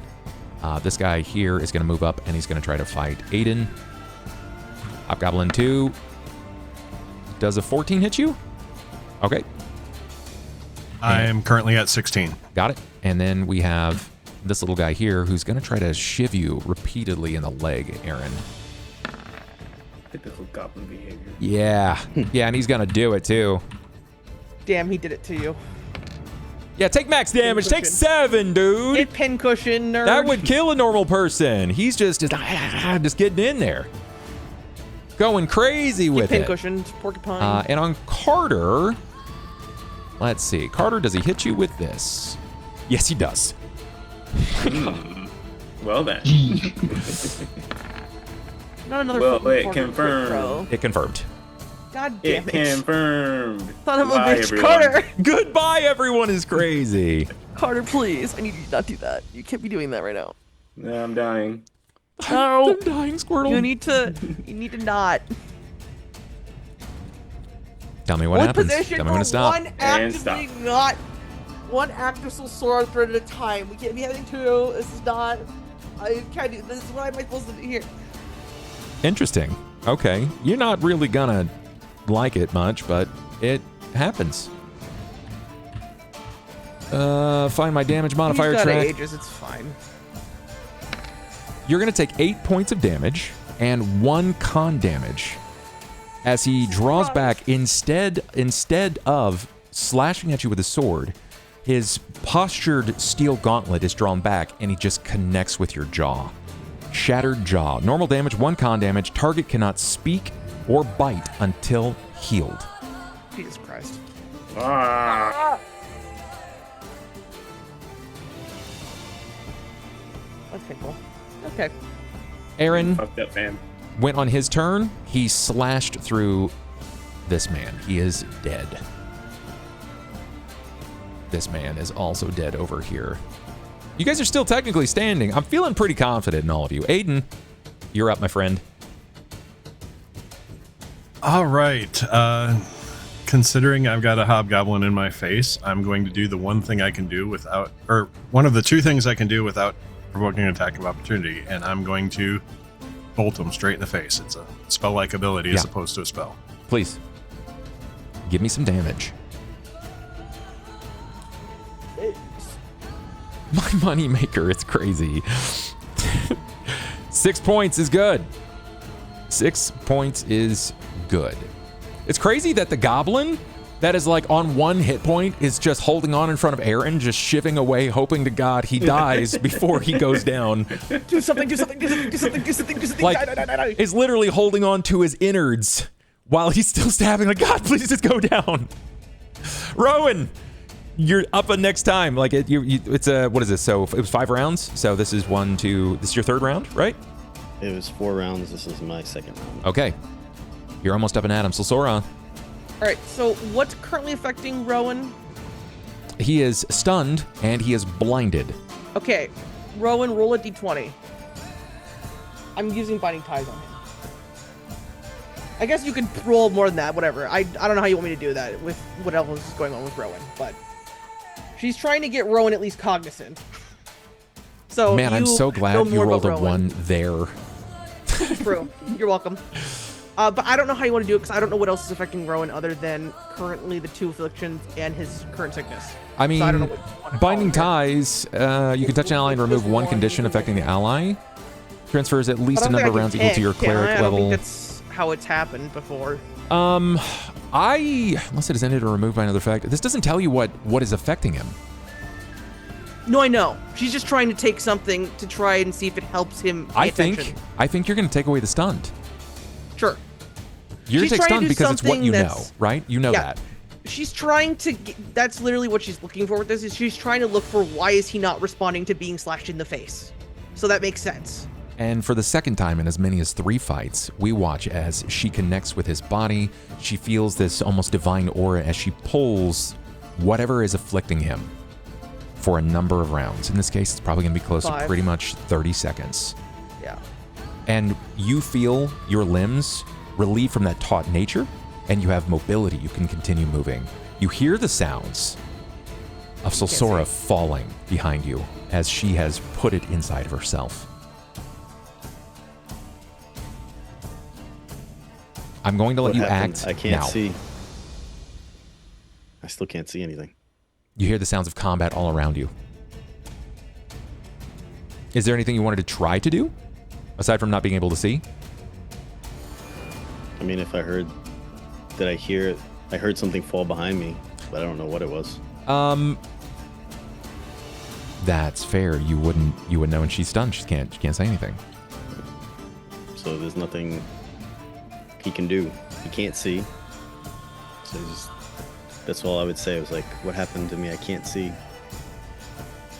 You hear that information, Sosora, but there's not a lot that you can do about it. Yeah, it's more so if anyone else can hear him saying that.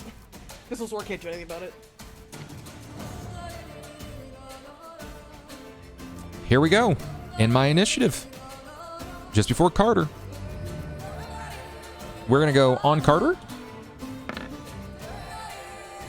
I think... That's a match. That's a match. I'm going to say even. Even it is. I will hit. I'm going to swing on Aiden. Aiden. You know, It rolled off a nat 20. That rolled off of a nat rest. 20. That's crazy. That's going to miss. No shit. And then I'm going to try to attack my friend here. Again, it's our little goblin boy. Gonna fucking... Oh. And he misses. Oh, poor guy. So we have one person successfully being attacked. It's Carter. Carter take 6 points of damage. It's another slash. Rends just beyond that unique silver skin of yours, this armor that naturally encompasses your body. Good night, everyone. Are you? I'm down. You're down? I'm down. What are you at right now? -2. -2. Okay. Oh boy. Aaron, Yes. what's up, buddy? Well, this little fucker just shivved me in the shin, so... This little fucker. Is I like to think that you're looking down through the battle helmet, and he's just like, I want to power attack this guy. And how I'm going to do this is I'm not going to use like the sharp edge of my blade. I'm going to hit him with the flat end and bat him into the fire over here. You do. You hear the sound of his body crunch under the flat of your great axe as his body soars into the flame, and you hear this as it takes up. Immediately, just a swath of flame erupts from the forge itself. As you can hear, he immediately begins to cook. That guy's not coming back for the sequel. making the sequel. It's just not. It's just not happening. Aiden. Crispy. Still fearful for my life, especially now that I've got 2 hobgoblins. I'm going to zap the one I zapped earlier. Okay. Yeah, that's going to do. He's still mostly okay. You watch as the kinetic bolts connect with his body, and it stops him just for a moment, but it never prevents that forward flung malice. He's still coming forward. You're not supposed to be here. He's going to let you know. Rowan. You are still blinded. For how long? One more turn. After this turn, or this turn is your last turn? I have one more after this. Gotcha. Would you like to still kind of like wade into combat? Rowan would not do that. Okay. That's all I needed to know. He would probably just make sure his back is against the wall and be as defensive as possible. Got it. Okay, makes sense. Totally. So Sora, you are as you are. Aiden. Oh boy. Oh, Here we go. First attack. This one is now stepping over the downed Carter. So we're gonna put Carter in. We're just gonna put that set. It covers his face perfectly. That's crazy. It covers his face perfectly. Nice. I have a question. Yeah. What's up? Do I have to hold this for? Never mind. I think I answered my question. Never mind. We'll get back to that when it's my turn. That's fine. It's not important. I think I figured it out. I just needed to prompt you before I figured out what I was saying. That's gonna connect for sure. Aiden, take 8 points of physical damage. How are you looking right now? I'm still over half health. Okay, that's good. Our hobgoblin, seeing that the attention has turned to the other at your back, he sees the real pressing threat, which is An axe wielder McGee over here. Oh yeah, it is the black axe coming through. He's going to attack. I'm gonna use one of my luck rerolls. I'm gonna connect. It's not a crit. Aaron takes 7 points of damage as you are slashed with a weapon. The numbers may be dwindling, but they've watched multiple of you go down at this point. Carter, I need a number 1 to 10. If you guess that number, you stabilize. I'm gonna roll it. You just tell me what you want. Didn't we modify this because I have a thing with that gives me a bonus towards death saves? Oh, that's right. You get 20. Was it a 20% range or 15%? I don't remember the exacts. I just remember that you changed it slightly. Let's go with 20. We're going to say 20 for the sake of this. So give me a 100%. Well, a range, a 20% range. That you want. We'll put it towards the center. 30 to, what would that be, 49? 30 to 49. Here we go. 85. 85. You lose a point of health. Top of the initiative, Aaron. You're witnessing your allies are going down. Silsora is not in the fight. You know that Rowan has been pulled from the fight. Aiden is pinned at this point. Carter has gone down. Yeah. So this guy's focus is on me now, right? Yeah, the hobgoblin immediately to your right. Cool. I guess I'll just power attack him. On range. He's just passing out pepperoni pizzas all night, man. It's the same you guys move. keep stabbing me. It's power attacks for everyone. Unfortunately, I would like to flank him, but the road is a little blocked over here. It is, yeah. It's the bodies. The bodies you just keep leaving. Let the bodies hit the floor. Let the bodies hit the floor. Make that attack. Ooh, I don't actually know if that's going to hit. I thought you might. Dang it. You did. You managed to swing. You connect again. Take 12. Bam. That's his first bit of damage. He's not thrilled. No, it's not. Wait a minute. Hold on. He's been getting zapped. The other one is yeah, it's the other one. He got zapped twice. Got zapped twice. He still stands. He still stands. But you have his full attention. Aiden. I'm actually going to, even though I've got the guy to my left, I am still going to zap the one I've been zapping before. Okay. Okay, go for it. Let's see what you got.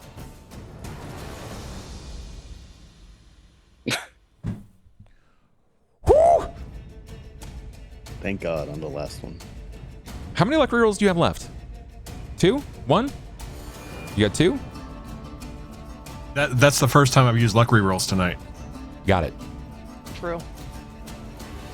Given the dire straits of the situation, Aiden, this deck is not meant for magic. It's just not. So I have to oh, I lied. It does. There is a magic.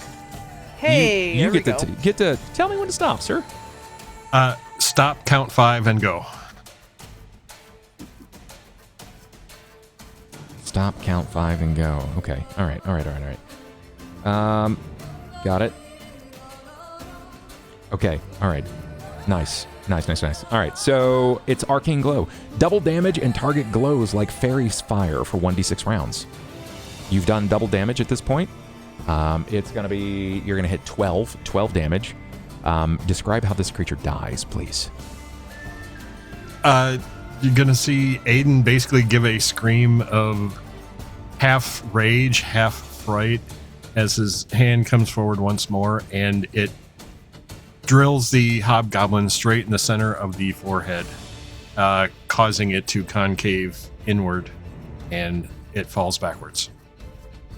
There's a sound of someone, imagine the connecting noise of someone dropping a watermelon on a stone floor as his head caves, and he drops. He just plummets at your feet, immediately falls.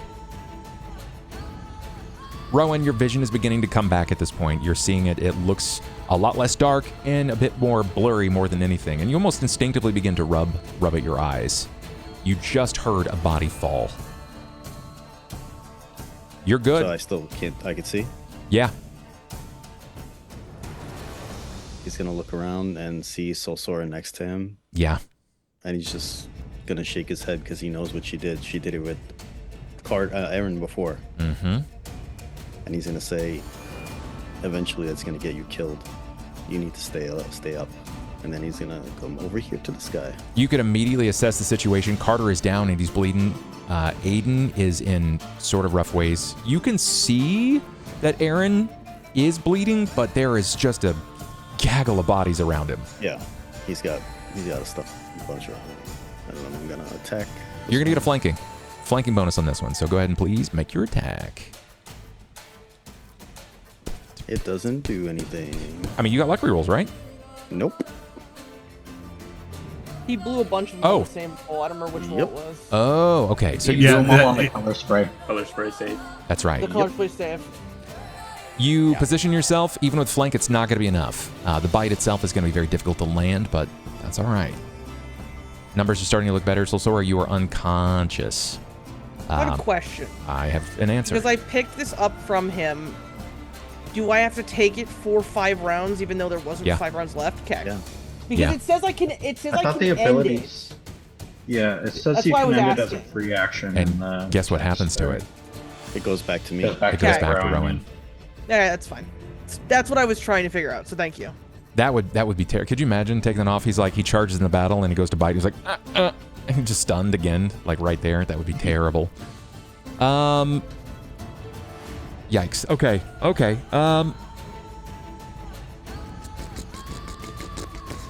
He's not going to withdraw. He's pinched. He's literally standing over Carter's body. With Aiden and Rowan at his back, he can't withdraw. He's going to try to just... You know what? He's got reasons. I know exactly why he wouldn't retreat here. He's going to try to bring down Aiden. That is going to connect. Aiden, take 7 more points of damage as the longsword rakes beyond your magical armor, running down the length of your back. Ow, that doesn't feel good. Carter, 20% range. Same one, 30 to 49. Got it. I have 2 luck rerolls left. I'm going to give you one because I think that's cruel.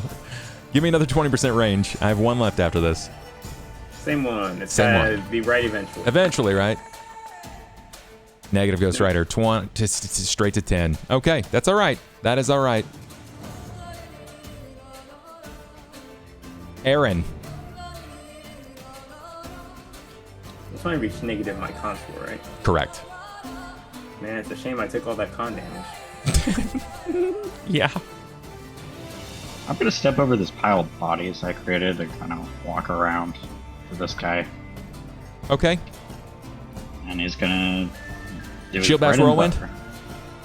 Yeah. Yeah, I thought so. This I thought man you might. has a 5-card Ironclad deck. It's Strength and Whirlwind. That's it. Yeah, you know, I get it. Let's see it. Make that. Is this your attack? A 27? Yep. Yeah. He takes his first damage. Wait, is that a... no, I crit on a 20. He crit on 20, correct. Yeah, that's the last thing we need is seeing that. That would be hellacious. Aiden, your allies are surrounding this hobgoblin. There is no escape for him. What would you like to do? Do you retreat? I am going to use a withdraw action. I thought you might. You moving to Solsora? You read my mind. I thought so. You do just that. Rowan, It is your turn. You have your full round. 24 points. No, 24 to hit. 24 is going to hit for sure. Offhand does not hit. Offhand does not hit. Okay, so you're going to basically rake in for 4. He's not looking good, but he still stands. The claw attack connects. You feel it sort of like you connect with a chain, and you sort of rake. Your fingers connect with the armor, and it's like it scratches beyond, right? It begins to rend at the flesh beyond as you pluck away. So, Sora, this is round 4 for you. Right? I think it's round 4. I've only been stunned 3 turns. Okay. He's going to turn to the one that's bleeding. I mean, I guess you both are, but the one that's bleeding... Oh, he would probably see Rowan. Because Rowan's got no armor, and he's bleeding from his gut. So he's going to attack Rowan. Does a 15 hit you? Yes, it does. 15 does hit. Okay. Take 5 points of damage. Carter, 20% range. 7 black. We can't stick with the same one. I love the consistency. 51. Never right. Never right. Aaron. Oh, dang Fucking it. dancing around the fucking number, bro. Yeah, 20's going to hit. It's going to connect. Describe how he dies, please, at the feet of Rowan. I'm going to get in right between the gap between the shoulder pauldron and the helmet and just kind of... The neck itself, it doesn't completely decapitate the hobgoblin. You see his head literally lull to the side as it semi-rolls away, but blood begins to roll down the length of the shoulder, and there's a few initial spurts just over the armor. Combat is not over yet. You can hear 2 of them, one of which is this hobgoblin in the rear side of the room, just audibly sort of heavy breathing, almost like he's asleep. Cool. The goblin also fell at your feet with no damage. Yep. Aiden, what would you like to do here? I am going to come up and I am going to pour a healing potion down Carter's throat. Okay. Let me go ahead and move this just enough.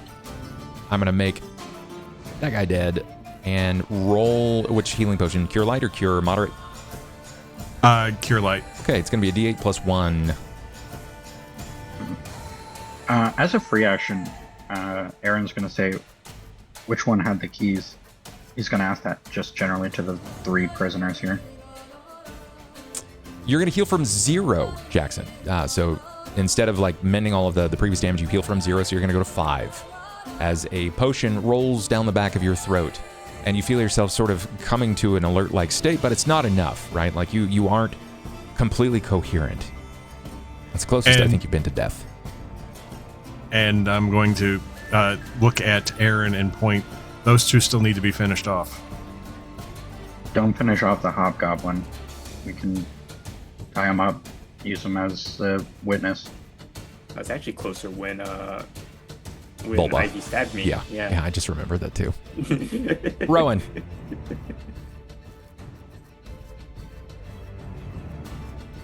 Coup de grace? Yeah, you don't even have to. As long as you don't crit fail, you're just going to coup de grace here. You finish the the goblin on the floor. He will die. A sweet, peaceful death for the goblin. Solsora is unconscious. Carter, give me perception, please. Oh, I ain't doing shit. Heard. Got it. Aaron. See? Aaron. Perception. Give a perception. -1 perception, guy. Did they answer my question? Like, I asked which one they had the... No, I mean, like, you're still kind of in the throes of battle. Like that, they're not really thinking like, there's eight enemies in the room. Admittedly, 7 of them are dead. Can I make a perception check at least to like see if I can see keys on a belt somewhere? Or sure, like, of course you can. Or like on a wall. I'm gonna search for keys basically. And you will see keys. Over here by the unconscious hobgoblin on the back wall. Cool. Aaron will walk over there and grab the keys. Okay, that's your turn. Aiden.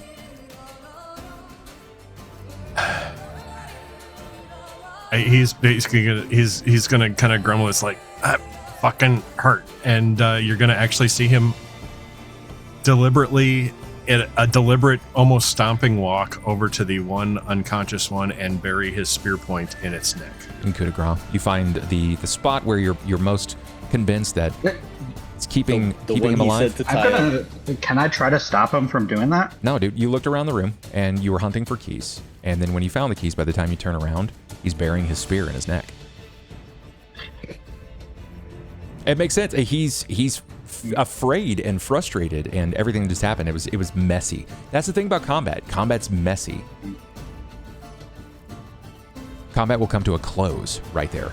Well, I turn around and say, "What the fuck?" I said I was taking this one prisoner. You're not a member of the guard. You don't take prisoners. And I'm going to turn away and walk to go help with Sosora and Carter. Got it. Rowan's gonna go to Sosora, and he's actually gonna flick her helmet. So Sora, the 5 rounds will lapse. It's fast. 30 seconds is surprisingly quick, all things considered. Though in those moments with adrenaline pumping and the way that you sort of expect this to happen, it feels like it's an eternity. But 30 seconds, that's it. That's it. And that's fine. Yeah. You find yourself coming to as that feature rolls off of your body.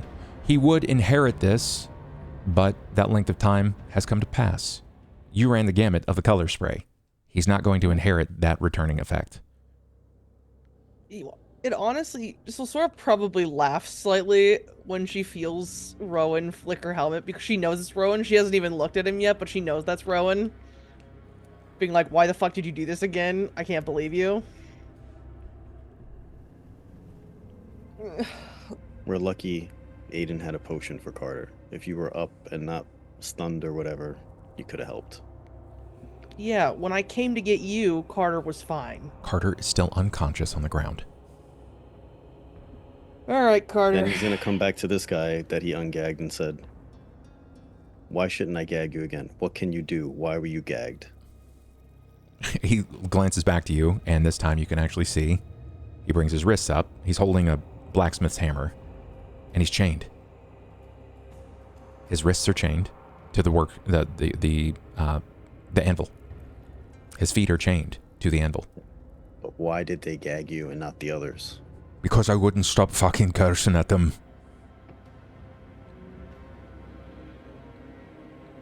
And they couldn't bear feed me to that dumb fuck not far from here. Oh, we met that idiot.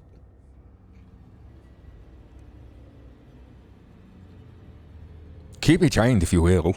At least they won't be here to knock me on the back of the head or on my legs. I'm just pissed off I'm stupid.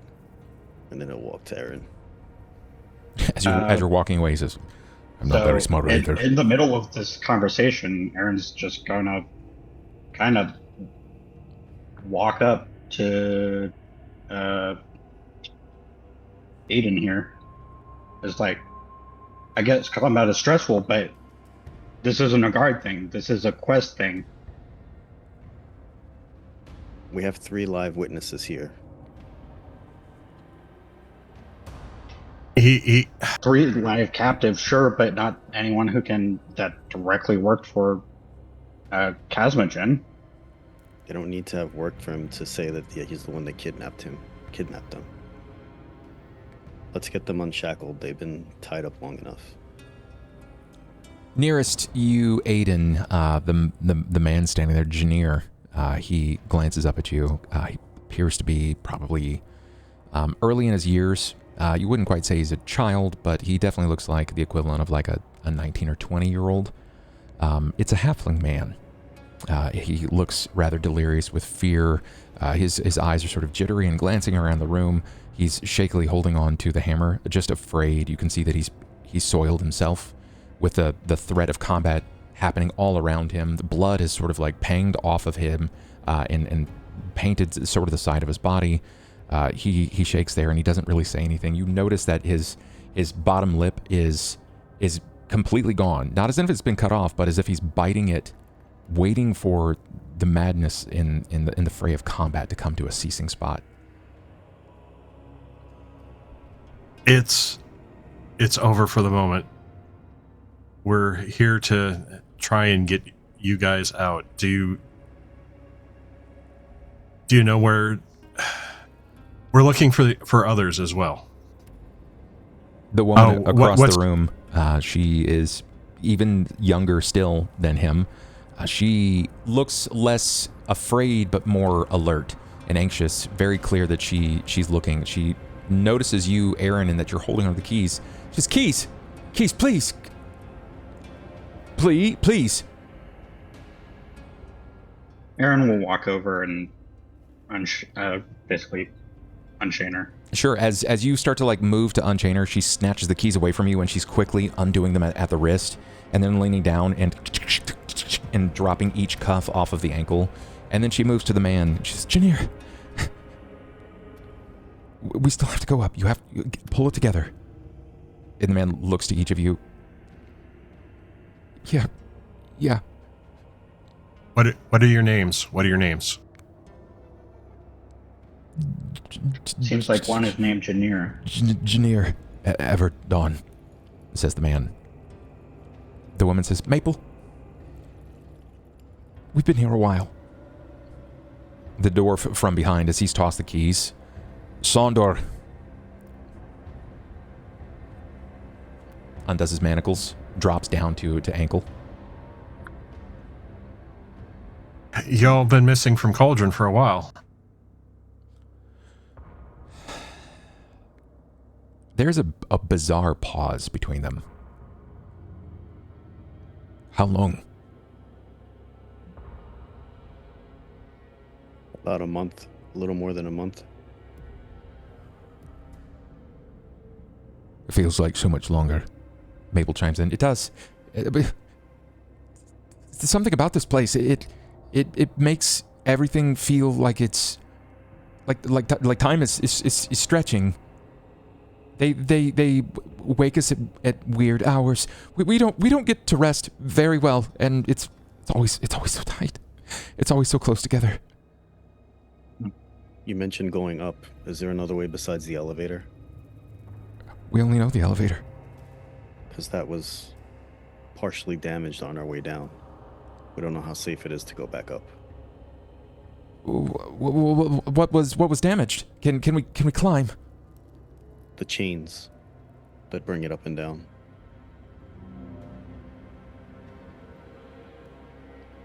They take a few moments to look at each other. Sandra chimes in. Well, should we wait here? I'm afraid it's still not safe. You were surprised when we came out of that hidden room. Did they not know about that room? No, none of us knew. So maybe it'd be safe in there. Yeah, there are two hidden doors leading to that room. So that may be the safest place for now. Do you have any food or water?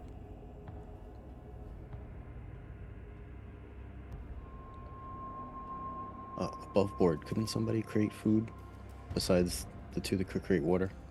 I can purify food. Correct, purification right now.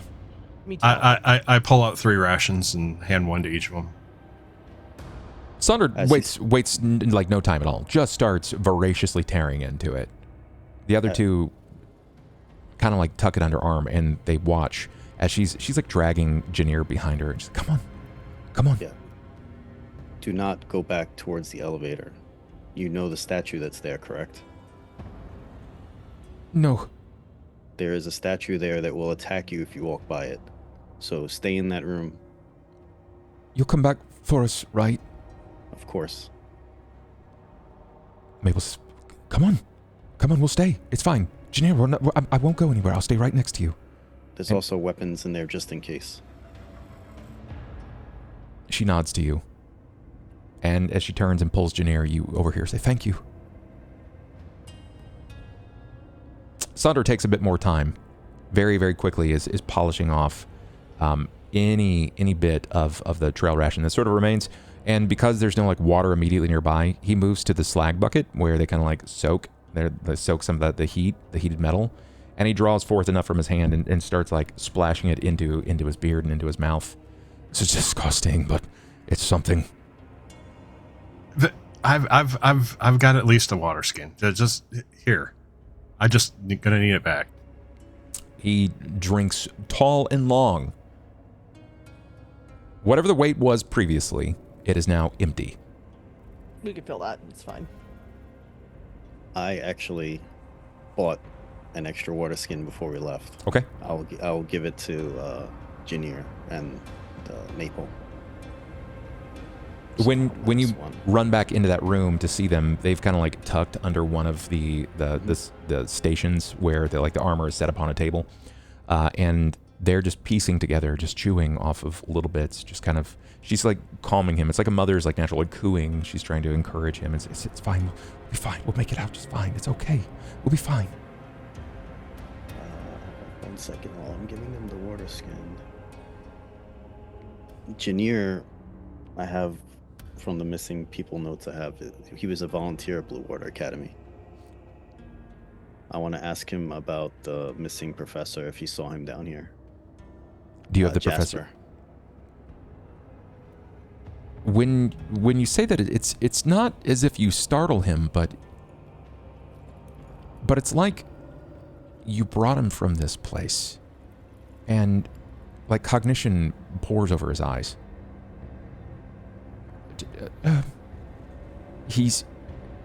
Why they were studying time. Why would he be here? It makes sense. It makes sense why he would be here because time is not normal here. If he's here, are there more from Blue Water here? Have they formed a rescue party? Oh no, they didn't. His apprentice was looking for him and went to the Adventurers Guild for help. He mentioned he's been missing about a week. I understand. I hope that he's okay. So you didn't see him, okay. And then Rowan will return back to everybody else. He'll actually, is everybody clumped up still? Or, like, is this where you guys would be right now? Yeah, where would you guys be standing? I'm still right by Carter. Okay. That was what I was gonna do, is try. And Aaron, you would be Carter over there by from yourself? Unconsciousness. Mm-hmm. All right. He would call you over. I would call you over. Yeah. I'll look up from the body and look over at you and like nod and make my way over. They mentioned time not seeing like it was. Last night during my watch too, it felt like when we were in that mausoleum with the angel. I just didn't put it together till they mentioned their perception of time as well. So how time went faster there, maybe it's slower here or something, the opposite. Because a month went by, but they said it felt like longer. Whereas we felt like only a short time went by, but it was much longer outside. It'd be hard to confirm without checking in someone upstairs and kind of getting our stories together with how much time has passed. When you're taken captive, a day can feel like 2, and eventually it drags on. I've seen men in jail cells that have a week-long sentence say they've been there for a month. Yes, but just something to keep in mind. Also, we should hold on to those keys. So, Sora, while you hear them talking, while they're planning about the keys and these things, you I don't need you to make a memory test for this. This is just one of these things that kind of gets whispered in the dark. Yeah. Without having a natural circadian rhythm. Sun up, sun down, in the dark, you never really know how much time has passed. And you know that there is a common tactic that is utilized in, not necessarily in slave trader unions, but it was particularly utilized within your family. To disorient the slaves, they would pack them in tight places, prevent them from getting regular and full sleep with consistency, and would essentially psychologically terrorize them, because it would make moments feel like hours, and hours feel like days, days feel like an eternity. You don't necessarily know if this might be the case, but the way that Janir looked sort of gave you that kind of vibe, as he has been psychologically disturbed. But at the same time, from everything that you're also aware of, because there is no circadian rhythm in the dark, you guys never knew what time or what day it really was. You just trusted the matron. She made the decisions. She told you when it was a new day. It's a lot easier now that you're on the surface, but maybe that's a thought for you to pass along, or if you just want to kind of keep that close to the cuff, you can. Probably mulling it over while she's helping Carter. So I don't do. Would you like me to make a Sulsora special heal check for Mr. Carter here? Now, but board. Everybody aside from Sulsora, I think, is injured, right? Oh yeah. Yes. Yep. Pretty heavily injured. Yeah. This might be one of those rare and unique occasions where you could actually take full advantage of channel. Yep. I don't have any. That's the problem. Why don't you have any? Because I only have 3, and I've already used the 3. On what though? You got a full rest. Yeah. It's 3 per day. Yeah. It's when they say day, it's a rest. It's a long rest cycle. Okay. That makes sense then. Okay, so then I can reset these. Yeah. I didn't reset them because I didn't think that makes sense. Yeah. That's fine. Then yes. But she's gonna make sure Carter's actually alive first before she tries to channel everyone else. Give me a heal, please.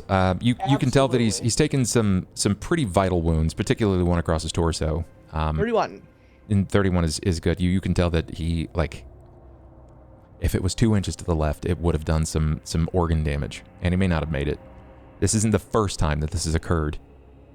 Won't be the last. Probably won't be the last, you're right. Especially being in the frontline fighter. He's alive. Right. He's breathing. But I'm going to let you use your heal here to also kind of bandage his wounds. This is 30 feet. Okay. We'll try 1 and see what happens. Oh, I don't have the roll in here. God damn it. All right. R2D6. What guys? What's up? I was gonna say, while she's doing that, I wanted to look if there's any more keys or anything on these, Sure. Hobgoblins and goblins. No, there's you look at each of them, and they're just bare bones. Like if this were a video game, they drop not even common loot. Yep. Don't even drop common loot.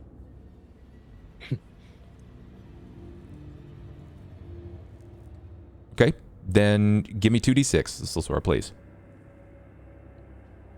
Everyone will heal 7. I'm gonna do a second one, Bub. Okay. Right. Yeah, please. An additional 7. An additional 7. Honestly, you hit the average. Yeah, I can't be mad at it. I know not everybody's perfect. Help wake Carter up with her smelling salts and her healing kit. Sure. Meanwhile, I'll help Rowan investigating the belongings of the hobgoblins and such. I would also say out loud, is it worth to pile these guys up in the corner? 1, to keep them out of vision, but 2, in case we have to deal with that ogre that wants flesh. Or Carter's pet. And yes. So then Rowan will start moving them, let him move the bodies up here. Seems like the number of tasks we have are increasing on our way out. Just in case, not that we have to do that. It's just... It's up to you. Yep, let's just pile them up. I'm gonna turn to Rowan. Aiden. Just like... I can understand in the heat of battle killing something because you're afraid or you're confused, but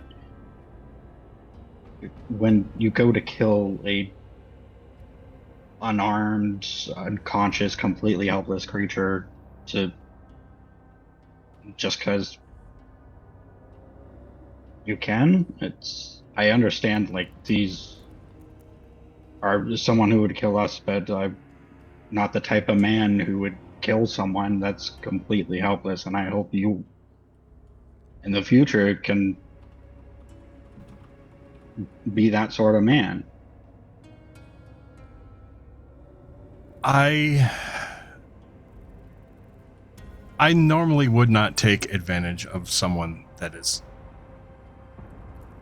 helpless in the face of adversity like that. However, we are currently deep below ground in the midst of more enemies than we can even dare to count. And here's the thing, if you wanted to take him prisoner, go ahead and immediately tie him up, because he was getting ready to come out of the condition I inflicted. Instead, you went looking for keys. The prisoners, we have three sets of handcuffs chained to anvils. What else would I use? I don't have rope on me.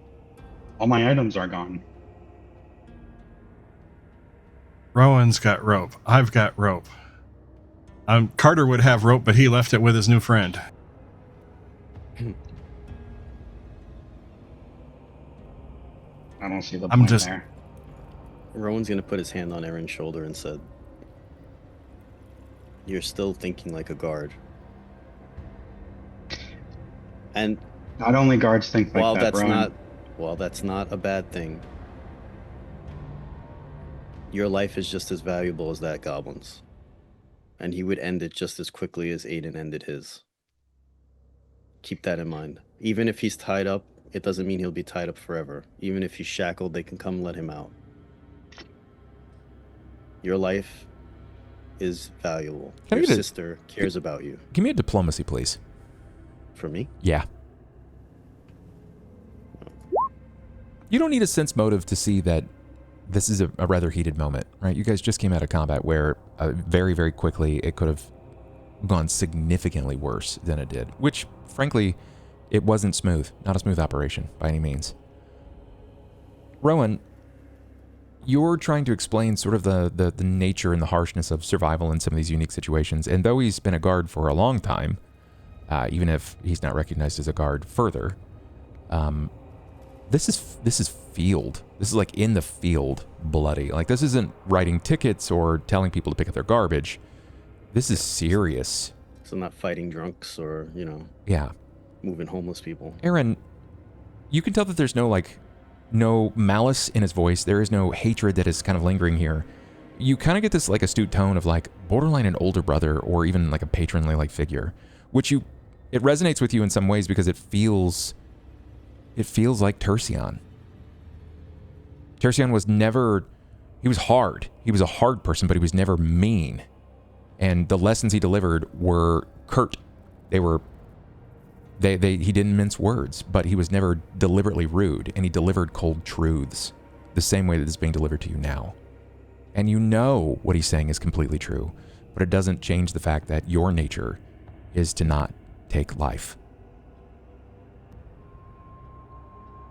With an exception to that one goblin, because, he was like really getting in there. Yeah, like he was actively stabbing me, but like you're correct. I will not say you were incorrect there, Rowan, but that hobgoblin had been incapacitated since the start of this combat. I took down the majority of the dead creatures in this room. You did. I have no problem taking life, but when there's an option other than to take life, I hope to take that option. Then, like Aiden was saying, make that your priority next time. Make sure he's secure first before you do anything else. If it's any consolation, Aaron, one, I took no pleasure in it, and two, I know as soon as the adrenaline wears off and we go to rest for the night, the feeling of the spear point piercing the cartilage of his throat is probably going to haunt me for a while. I don't know if I don't know. But prior to this, what have I killed? I've killed already dead baboons. Everything else has been, just trying to survive. So, don't worry, you get used to it.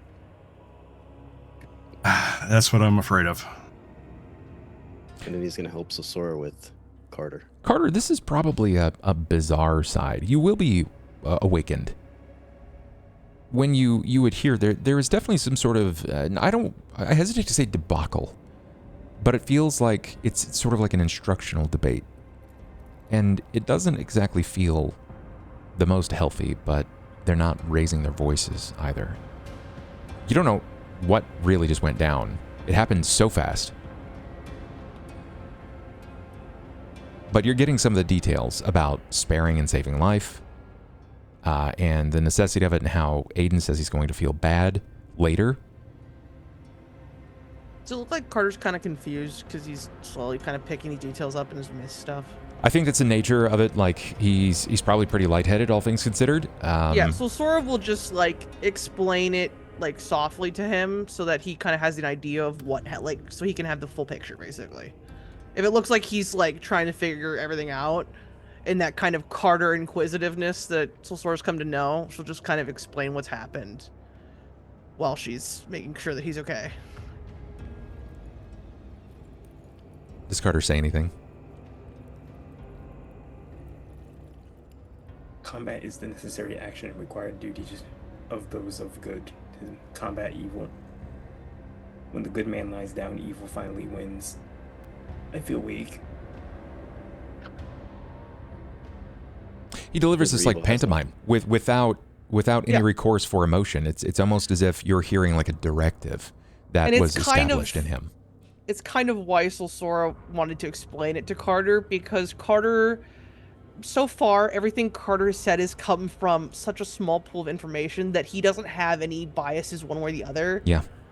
So it's more so confirming to Sora to hear just like the neutral of it all, basically, whatever the true middle actually is. Sure. Even if the middle's a little right scheming, due to just Carter's good nature. After hearing that, Rowan would say there's no good and evil. It's either live or die. Somebody's gonna kill you or you're gonna kill them. Seen many thieves that steal just to feed their families. This is not stealing to feed a family. That is a completely justifiable reason to steal, but this is not that. No, this is not that. But I'm agreeing with you. There is no good or evil. There is actions taken and punishment dealt. Yes. Do we have any next moves? Because there's not going to be a whole lot of time left in tonight's session. No. Well, it's making sure Carter's okay, because he's the one that died. Yeah. And I already scolded Sora and diffused an escalating and situation. Sora will take your scolding and shove it right back up your mouth. He knows that you're still going to do it. Sora's not going to listen to the same shit, thing bro. fucking twice already. Yeah. Yeah. He just like touches somebody and goes, Yep. That's the nature of Sora, man. You know, kind of watching your siblings die will kind of do that one, do you? Rowan knows that, but he still has to say it. Yeah. That's fair. Like, coming from Rowan, Sora doesn't care. Like, she knows Rowan's got at least, like, a neutral response of it. And she also knows Rowan's not going to be, like... I don't have a better word other than preachy about it. He's just going to be like, don't be dumb. He says his piece and moves on. Yep. Yeah. Okay.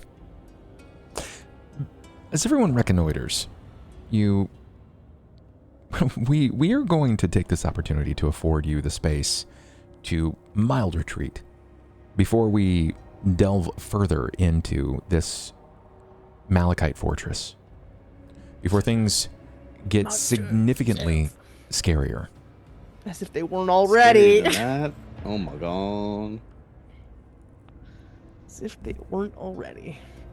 Combat is tricky, and I feel like this is your first real fight against combatants with combat experience, with intellect and combat experience. Yeah, because the monkeys were just kind of on some sort of initiative. They didn't have, like, the combat experience aspect. Well, also, I'm still not used to the fact that that's my fault. Like, that everything's happening at the same time. I keep forgetting that. That's okay. This is one of those rare. That's how heat of combat works, baby. Yeah, man. I mean, it makes sense. I would say Rowan, like someone who's used to fighting alone, so totally not someone 100%. Someone who would think about friendly fire. And he's thinking about, why am I fighting with people? Yeah. Yeah. I just love that the heat of battle getting to you is not an excuse for what you did. Came from the person who, in the heat of battle, stabbed and almost killed Carter. So. That was. I mean, that's an accident. Yeah, that was accidental. Like in his. Yeah, but it still was in heat of battle. Sure. It's the intention to do good, and it didn't end up good. This is one of those rare moments where combat naivete shines through. Right? He has a lot of practical, like book learned experience in town, but in the streets, it's way different. It's way different. Yeah, he has prowess too, so that's the thing. Like, he's good, he just doesn't know how to apply it properly yet. Yeah, he's young. That's just the nature of the character. He's young, but that made for a fun episode. That was a fun episode, even though it was short. Combat is ferocious. Please take that to heart. Combat is ferocious, guys. It takes no prisoners. And tonight, imagine if we went into that without that rest, though. I was lucky. I got lucky on my rolls this evening. I had good rolls. It's a rare case tonight where, unfortunately, Jackson took the brunt next session of blows. Man, it was crazy. Disemboweled, broken jaw. Like, oh, that's gonna have to be treated. Your jaw, like you were healed. Oh yeah, I didn't say anything then. Oh yeah, that's right. Unfortunately, all them rerolls, they neutered my spells. Damn it! I didn't get a chance to use my rerolls. I was quickly disemboweled and broken jawed out of combat. Sorry, I didn't get the combat. Yeah, he also got kicked out of combat. So it's like, because that's fine. Bubba's like, combat is ferocious. I'm like, what combat? I did combat enough for the three of us. I didn't combat. Yeah, I mean, they immediately I also find it funny that Aiden's like, I almost died. Meanwhile, Carter on the ground, guts hanging out of the side of his body. Jaw's like, yeah, when Rowan went down, I'm like, oh no, I'm gonna have to be hitting. Oh yeah, oh yeah. It's wild to me that power attack every turn is panning out. For now. Yeah, well, because I have Furious Focus, so until I get a second attack each turn, I'm just not taking any negatives. Oh yeah. I'm thrilled for. I know that there is a particular fight that's coming up that's going to frustrate the shit out of you. Oh great! I can't wait to be frustrated. Thanks. No, it'll be excellent for everyone that's a spellcaster, but Aaron, it is. He has no magical attacks. It is completely against his style of fighting. It completely counteracts every part of his build. Until I nat 23 times in a row. You know what? If you do that, that monster was supposed to die. Dice are telling the story. I want you to know, Bub, that your crits on these goblins are coming at the expense of Casmogen getting crit fails. I just want you to know that. Yeah. Yeah, those crits were rough. I mean, we can please let this be a leading line. That when you make it to Casmogen, there's a reason everyone abides by his rules. Oh yeah, no shit. He does not play fair. Oh, I'm sure. He's ferocious.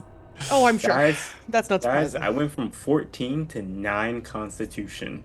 That's an ouch. That is an ouchie right there. I'm gonna be real with you right now before we end stream. If this were a Darkest Dungeon run, I would have retired your character. 100%. You have like Jackson keeps trying to retire his character. 40% of your constitution is damaged. You have a broken jaw and the vanishing right now. Mm-hmm. Not to mention he's still working. Not to mention he's still working off charisma damage. And charisma damage, brother. Yep, and I've got some charisma damage. Hey, all we got to do is shove him in a brothel, and he'll be fine in a couple days. Yeah. Yeah. I still got charisma 19. He really likes slaying himself too. It's kind of becoming the problem. This is man. My skin's metal. The flare. Otherwise, guys, it doesn't work. We just as a heads up for audience, we will not be having a session next week. I am taking a brief stint away from basically everything following next. Clap us, everyone, please. Oh, clap I think Wednesday. I think on voluntary Wednesday. break. Thank you. So I'll be gone from Friday, Saturday, Thursday, Friday, Saturday, and Sunday. I will be away from job. That's really what it is. Away from job. So I may pop by my computer periodically if I'm around my house. I don't know if I'm gonna be around my house. So You won't be.